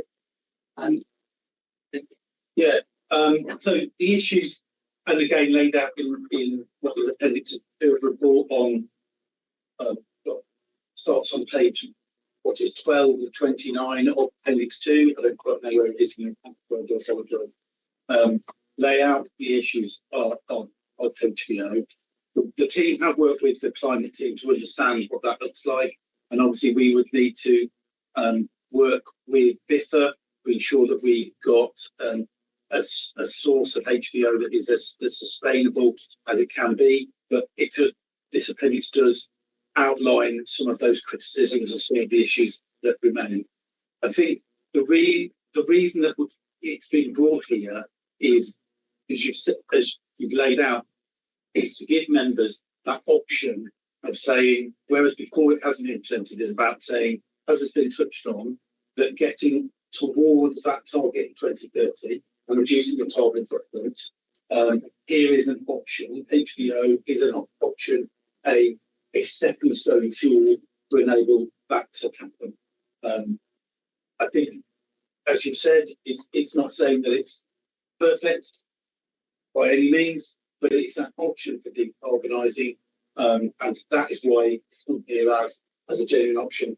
It is a genuine option. It is an option that obviously both councils would need to agree on, because we will have one tank, and we'll be working with it on one purchasing or one lot of fuel rather than being able to manage mineral diesel and HVO. So it's a decision that needs to be made in conjunction. But that is the option. Thank you very much. Any other questions or comments on HVO? I have one. I'm interested. I think I would ask: is there any discrimination being made here between using HVO in the existing fleet and its impact on the choices for any future fleet? No. So the question is, if we are and where we are still using internal combustion engines, would we want to use HVO instead of mineral diesel? That would be a separate question to whether we are buying internal combustion engines or electric. So we wouldn't not buy electric vehicles because we can get vehicles that got HVO in it. If and where we can buy electric vehicles and can afford it, and all the other things we've talked about, that happens. But first of all, we will still be running internal combustion engines in the short, medium term, as we've got the existing fleet and convert them anyway. So the option is to convert those, and if we bought any new ones, to run an HVO. I hope that's made sense. I guess the key bit is it's not distracting us from any decision about electric. Can I ask a clarification then? Once you've talked about converting, but we've also used the phrase drop-in fuel. Once a vehicle goes to HVO, could you just chuck diesel in at any old time? Can you go backwards and forwards? Is what I'm asking in the vehicle. Yes, you can. Scott will come in on the technicals, but he will also, I'm sure, pick up on that. Yes, you can drop different fuels in, but there is a contractual issue. But Scott. Yeah, no, absolutely. Thanks, Paul. Yes, it is the reason that I said it is a drop-in fuel. So in the modern diesel engine, it can be used out of the pump and there's no adaptation needed. The one issue that we have is there is only one tank at Great Hazley, at the new Great Hazley depot. So it's an all or nothing almost. And yes, you know, if HVO prices went through the roof and mineral diesel prices remained sort of modest levels, you could swap back, subject to contractual agreement with BIFA, of course. So yes, there's no difference. You can use either or. Obviously, HVO gives the benefits as set out in the report. Thank you very much. Yes, I mean, my query has always been the whole original concept was that we were using waste oil that was being thrown away. And originally, because the use was fairly low, that was the case. But I think now so many vehicles are going across to HVO, that's no longer the case. It's no longer just waste being provided, it's also some stock of oil are being specifically used for this. And my concern would always be the financial one. Although we're saying, unless you change the wording at 7.9 and say you're aiming to go for electrification as the main fuel, you will get to a point where running on HVO is cheaper than moving any more of your fleet across to electrification. And then that will hinder that end. So I think that's why I go back to the wording. I don't like that wording. And I think if part one is your statutory obligation, part two is the aiming to move to electrification as our main fuel. And then after that, everything else follows on. I think it's a sensible move short term for the remaining ICE vehicles that you've got. I'm happy with that personally, but the ethics and everything behind it, for me, require it to be short term and not to be in the long term aim of the policy. I do get Councillor Roberts' point, and I do understand that if you get like HBOs to a certain point, and it's cheap, future council, future decision makers may not think that it's worth going electric. But the other point is that it's not just about electric vehicles. Why we cannot tie ourselves to electric vehicles, and there may be technologies in the future that don't yet exist, that might be much cheaper, much more sustainable, much better operationally. So just this focus on electrification, while I understand your point, we shouldn't be tying ourselves to that as such. I mean, you were quite an advocate for hydrogen. I know that. So yeah, again, if we get like types of vehicles stuck in our heads, we aren't really enjoying the policy. So I just wanted to raise that point. Thank you. I'd like to come back to that point about the contractual arrangements. If there needs to be a movement back and forth between HVO and mineral diesel, I'm curious about how straightforward that is. What's your sense of that? Because, and I guess what's BIFA's view on this as well? Yeah, we haven't had detailed discussions because obviously we've subject to this decision. But generally, we would be working with them. They will purchase fuel, and to get the best price and to get the best value, they'll be hedging over a long period of time.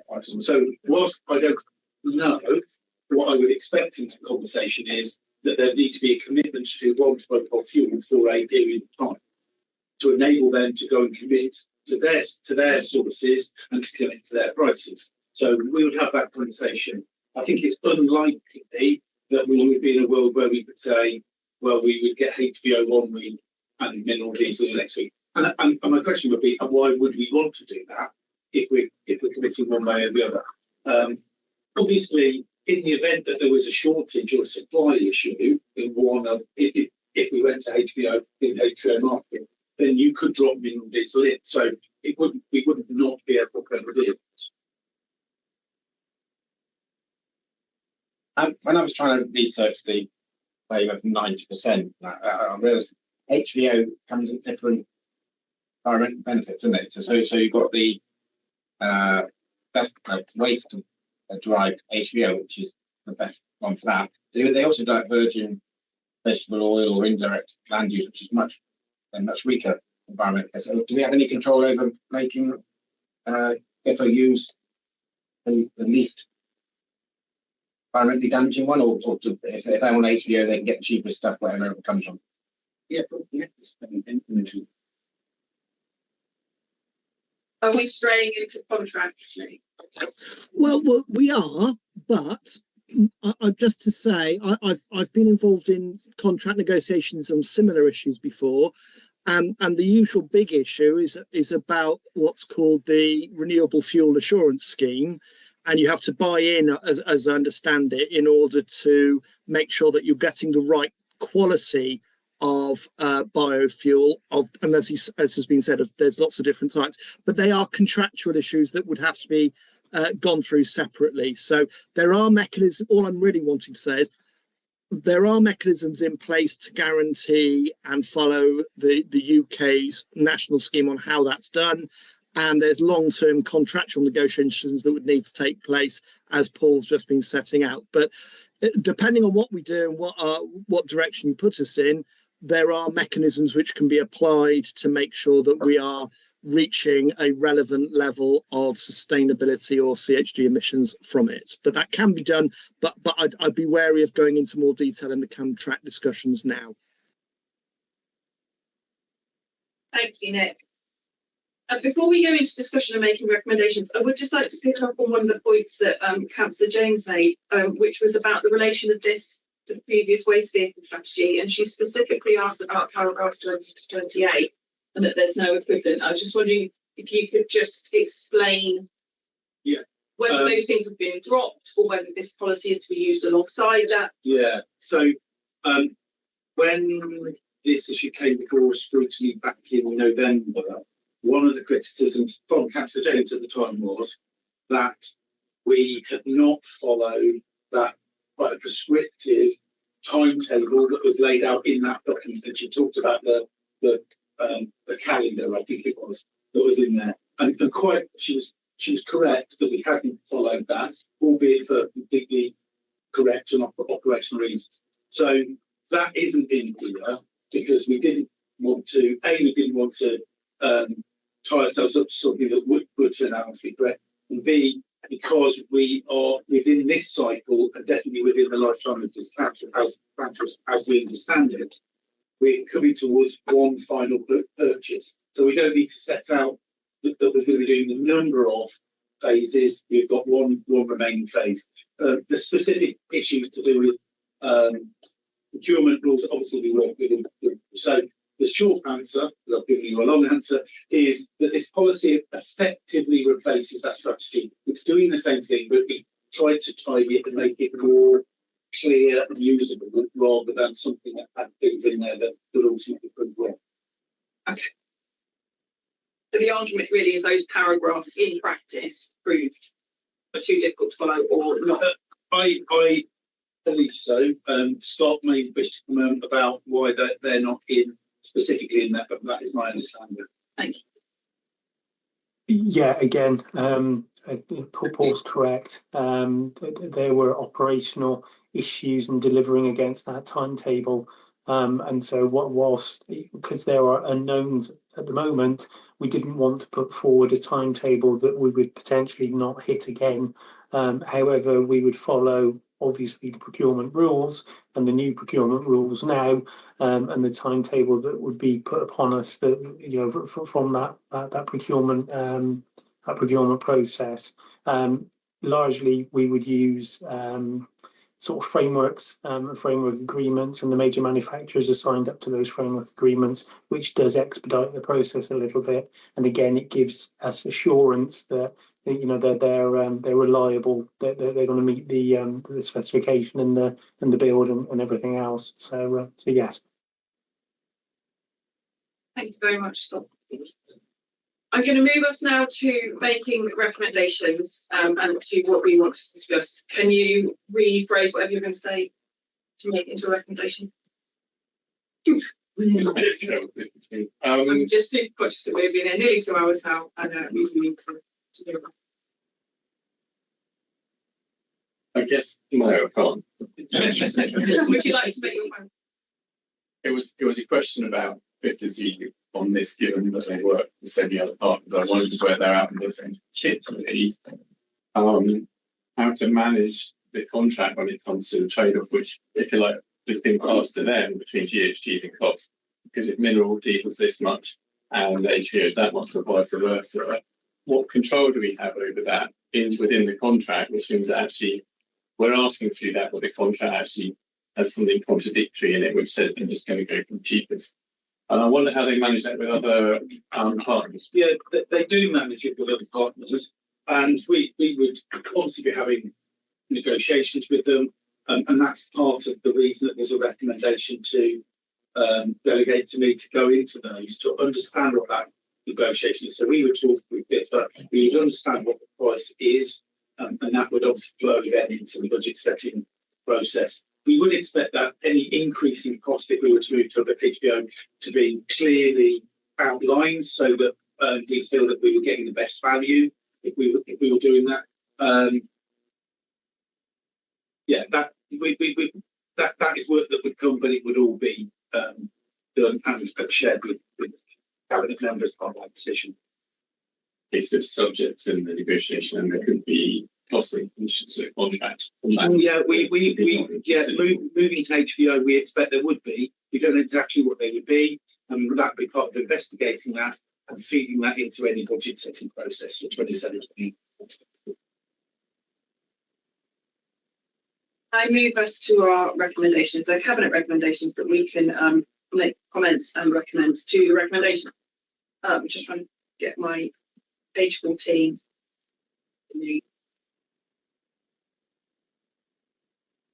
So, committee members, I've got a number of points here. I'm happy to read off to kind of summarise what I think our thoughts are, but if anybody would like to start me off,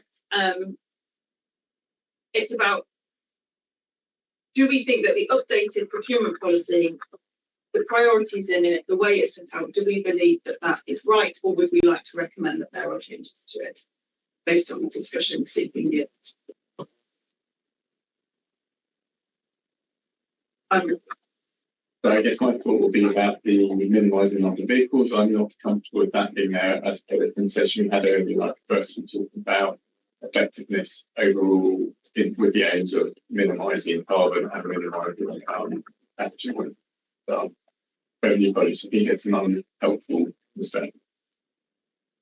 Thank you. Yes. So on that paragraph 7.7, where you've got minimised vehicles, we would like to think about efficiency, effectiveness much more widely. Yeah. Okay. That's one recommendation. I think coming back to what Councillor Cook said, Councillor Cook, would you like to jump in? I was just going to paraphrase you, but you can do it yourself. Yeah, thank you. I can unraise my hand. I did jot down for practicality my thoughts, and I can chuck them into the chat to make it easier. So it was mentioned earlier that we should add in our intent and the North Star of the target, and that procurement must reduce carbon. Add in that all options for minimising carbon, including operational changes, should be regularly considered. And the three that I mentioned earlier were that purchase proposals should include total cost of ownership and route feasibilities, and that internal combustion engines should only be purchased by exception, recognising that they should that we're going to have to go with them a lot of the time, but requiring cabinet approval. And if internal combustion engines, HVO by default, and mineral fuel only by exception and by individual cabinet approval. That was kind of like the summary of what I thought of the intent that we could add into the sorry, it's quite hot, into the policy. But that's just for consideration amendment, pointing and laughing if necessary. And yeah, that's me with my bit said. Thank you, Councillor Cook. So I think from that, I take in that we would like to see route modelling as a priority, so that Indeed, yeah. We're constantly looking at where can we improve routes to maximise the use of what is available, rather than saying these are the routes we've got. Oh, sorry, and that there's different ways of prioritising that. Yep. I think the point that this policy doesn't reflect the council priorities on net zero and carbon reduction is a really important one, and I get that it's part of a wider waste strategy. Perhaps it might be simply a case of importing some points in from a waste strategy that, from memory, does much more foreground the council's priorities towards carbon, towards net zero. And I think one of the things we've been grappling with is that carbon reduction and electrification are not necessarily the same thing, but my sense, and it has been from the last 3 meetings, is that members do feel really strongly that electrification should be a priority, and that when we ask Cabinet to look at this, and particularly with the Great Paisley site, which does seem to have a lot of capacity for moving in that direction. Sure. If I may on that, I think that has some validity, but for me, actually, it's broader than that. It's about reducing the demand for the service in the first place. So you're reframing it slightly, sort of carbon to electric. I'm not sure I 100% agree with that. What I really think is important here, that it links to the waste strategy, is I'd like it to be much more explicit about the fact that we are working at least as hard on getting demand side with our residents, not once every 3 weeks, but actually getting our residents. I actually see a door knocking at the moment on food waste, because of the impact that has on food waste costs for OCC. I'd like us to be putting at least as much effort into that as the physical stuff. Without the behaviour change, we've got no chance. So it's that bit. Sure, that is all in the waste strategy, and that's a strategy that has come to this meeting before, right. and will do. So yes, absolutely, take your point. Agree entirely, but don't think that's a recommendation for this specific, which is about when we need to buy vehicles, how do we go about it? But yeah. Right. Yes, I'm a bit worried about say going down a particular technical, which is electricity. I think carbon reduction is the more.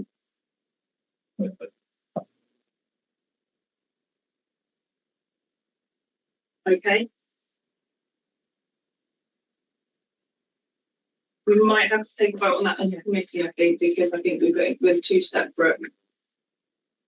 Do we want to? Can I ask? Oh, I don't. What's the best way to do this? Should I ask for a proposal? I think it would be helpful to summarise the policy makers of a lot of disparate points there. I'm sure Paul scratches everything in front of me, how we write a policy. I am, and I'm not writing it.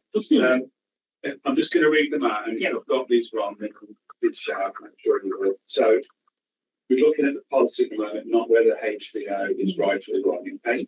So looking at the wording around minimising the number of vehicles, and it's about effective carbon reduction in urban vehicle issues. That's really good. There, that you regularly consider, service regularly considers how we're going to reduce carbon.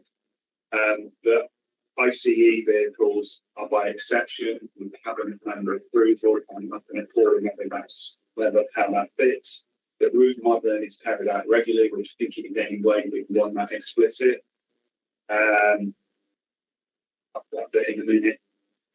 Councillor Barlow's point about including somewhere in the policy the other stuff that's happening in terms of service demand reduction, which is absent from the policy at the moment, needs to be more explicit about the other strategies that are in place. Those things I think are not intended. Then there is the issue: is it electrification or carbon reduction, which is the primary one you want to go for? And that's the bit I think you need to decide as the committee which one you want officers to look at. Is that fair? Yeah. I'm not misrepresenting anybody. What about the finance? The time limit, I'm thinking, we've got LGR, we have got a lot of options, we really want the option, but we only have a couple of times, people are not making lots of those. I mean, I'm not greatest with it, I'm perspective. So, but having, keeping carbon in there, but maybe mentioning that for the moment electrification is the most viable option, rather than, as John said, not sticking all our eggs in one basket because they have to be very. So just that the current timescale, whatever that is. So what you're saying, I think, is that carbon reduction is the primary goal, that we're to net zero target, and there are a number of steps and a number of hierarchies, doing potentially electrification or other vehicles with other fuel sources that may come. Is that the better way of presenting it? That work? It's for the committee to recommend to cabinet. What I would say is the first priority in the policy was for operability. If you want to recommend something that doesn't put that on, then there will be. That's the hierarchy of the policy, isn't it? You've got to deliver your statutory service. And I don't think anybody is questioning any of that. The question is, how do we do it? Yeah. Absolutely. I think we can say both things. The policy does not reflect the current council's priorities, both council's priorities on net zero and carbon reduction. I don't think anybody's clear. And I think we can say for the lifetime of this policy, realistic lifetime of this policy, that electrification is also an option that this committee considers to be very, very important and should be a priority. If I may, Chair, I think it's the most viable current option. Having been bitten on these kind of things before in the past life, I would hate just to say it's electrification is the only answer. It's just right now it's the one which we're saying makes lots of sense in terms of carbon reduction. So it's the aim is carbon reduction, and for example, our most viable option seems to be from the evidence that's been provided to us. But that further work needs to be done in order to route optimization, total cost, total lifetime cost, in order to understand carbon. 7.9 maybe you have to purchase and operate vehicles with the lowest overall carbon footprint. That means the operational needs and are affordable. My reading of that is that was what Councillor Barber says there, recognising at the moment that electrification could be that route to that goal. But I would also say, as a committee, this is not necessarily about recommending changing to the policy. Our recommendations to cabinets or our comments to cabinets can be that we do not think that we have been given enough evidence to discount currently EVRCVs. I don't think cabinet members who are ultimately responsible for these decisions are being well served by the evidence that is being provided currently, and that there is other evidence that can be gleaned. For example, route optimisation, further work to understand what decisions other councils have made and why they've come to subsequently continuing. Yeah, we come back to the original point, total lifetime real fair comparison across all the technologies, which we'd love to see more clearly laid out for cabinet so that you make more informed choices. Any more comments on the policies as a whole, or thoughts on policy vegetable oil? I vegetable oil instead of mineral diesel.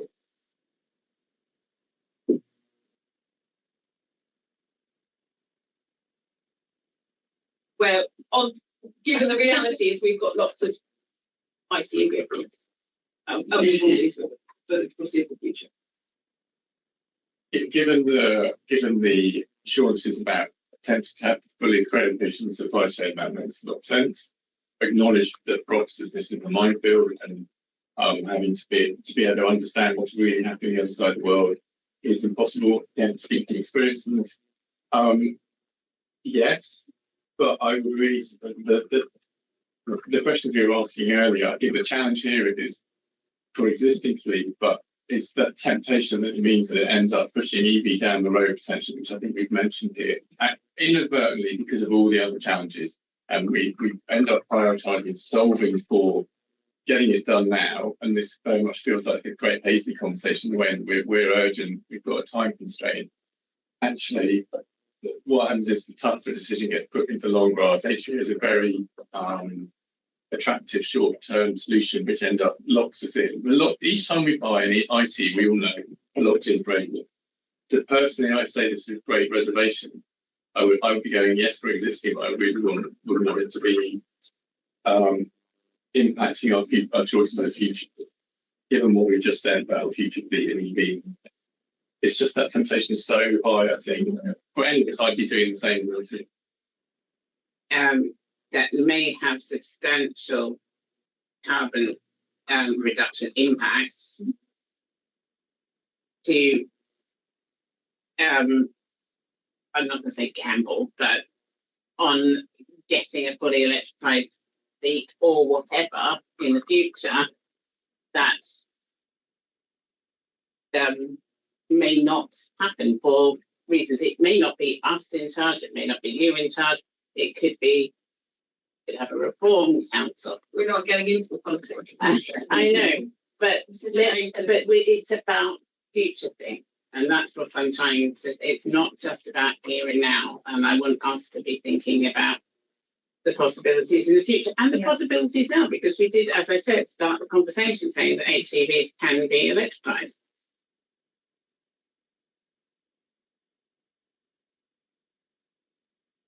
The only other thing I'd add to this, because it is such a thorny wicked dilemma, would be this point about the contract with BIFA and how if we're not careful, we inadvertently manage it for ourselves and we give them the dilemma where that end up comes and bites you. So I think if there was delegated power with you, I would call that challenge, I don't envy that challenge because of the real challenge of volatility of these markets, which we see every day. And I guess that's the thing we're saying electrification helps with. So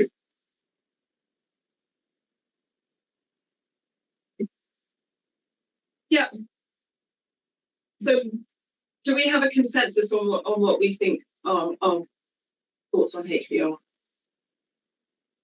I'm inclined to agree with Councillor Barlow. I can see why it's a valuable short-term transition option, but I share the concern that it then becomes very easy to not do the trickier things. Absolutely, and I'm also very concerned about that. You know, that the climate team supporting the climate team said about the ethical and environmental costs of this. Somewhere we conveniently can't see. So.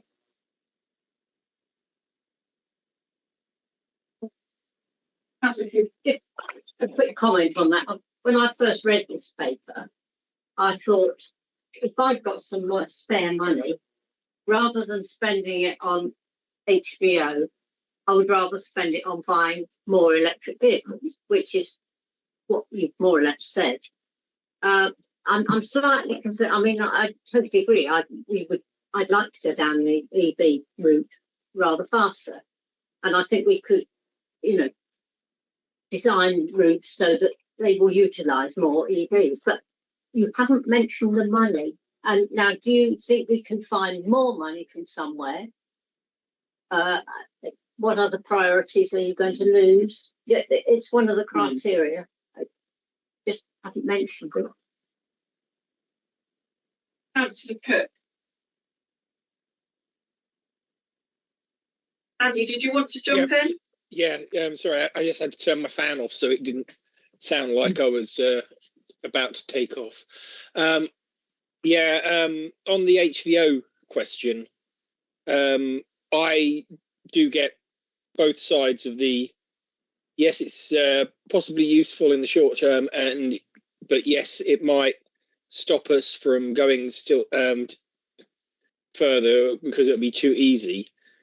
However, can we not write into the policy that something to stop them always taking the easy route, i.e. HVO is not precluded, it can be a useful short-term measure, but electric vehicles should be first and foremost considered, and HVO only if it's not practicable or affordable. Something like that. Yeah, so that's the point about that by exception. That Yeah, we the have by exception bit. hierarchy. Yeah. Committee, are we keen to? Are we happy to recommend that we do? But just to say that Andy's just said what I was thinking. Trying to get one. Yes. So it's totally cool. Okay. So we do think that in the current time there should be a hierarchy of electric. Yeah. Very well put. That's exactly the way to phrase it. Yeah. Okay. Any more comments or recommendations? It's not, well, it may be a comment on Councillor Cooper asked us a really good question about money. And is that something you want to talk about now, or do you just want to leave that alone? I think it's a reality, but I am conscious of supporting Ireland. It is a reality, but those are decisions to be made through budgets, and I think it is a reality, but equally we're sitting here, it's 35 degrees outside. In 30 years' time, it's going to be 45 degrees outside. And do we want to spend the money or not? Yes, these things are expensive, but we can say no. Well, again, if I may, they may not be expensive in total cost of ownership once you look at that, because we've seen that demonstrated a lot of times. Exactly. Sorry, Mark. So without a lifetime cost of information, we can't make that. We can't say that. I was just going to say you will have opportunity to budget setting process and scrutiny, your individual scrutiny to challenge, but to set, make clear, steer on if there is more money available, and back as a council did this plan, you would want to put it in EV vehicles, probably. But there's also a difference between capital and revenue. So you might have yeah, sure. I'm just going to add the routes. For me, we need to know the routes we're on. If we're going to do overnight charging, they have to be we don't know. But that's so good. That's about the information of route optimization and lifetime cost, which we've been asking for. Yeah, okay. We've got that in our comments. I've got lots of them. On that page. The two questions you were asked, quickly running through them, just I'm sure plans if you've got to move on. Yes, there was a little bit of absolutely. Thank you. So he's obviously will be starting with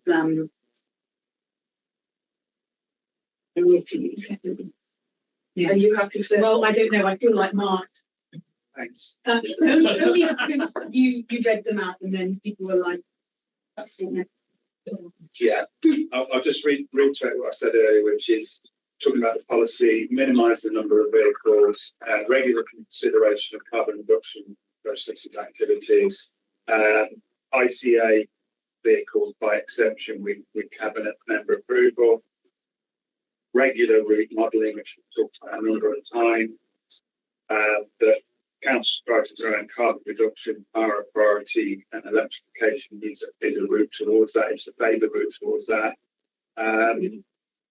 Look at case studies from other areas as they emerge. On HVOs, there is general tentative support for that, but not to the conclusion of using electrification to reduce carbon. Is that we've discussed for 2 hours. I guess the only thing I'd say was really explicitly for existing fleet and really not proposing to a new fleet. To try and avoid that at all. Yeah. That was, I guess, to strengthen what we said, Martin. Yeah. I've minuted that as well. So would it be all right if you have a show of hands for the first? Yeah, could I just add to it that it's the particular concern about the ethical and environmental impacts. Okay, can we have a show of hands? Thank you, Mark and Candida. We try. I really appreciate it. Can we have a show of hands to support the comments that Mark just made as a summing up of our recommendations and arguments to yeah. Okay. And with that, I will thank everybody very, very much. It is a huge topic. It represents a massive part of our council's carbon emissions. So it is a really important topic, and I really appreciate all the work and all the input from officers and cabinet members. And everybody online as well, and particularly the council members who have been in touch with us by email and in the meeting with their thoughts on this as well. Okay, I close the meeting. Thank you very much.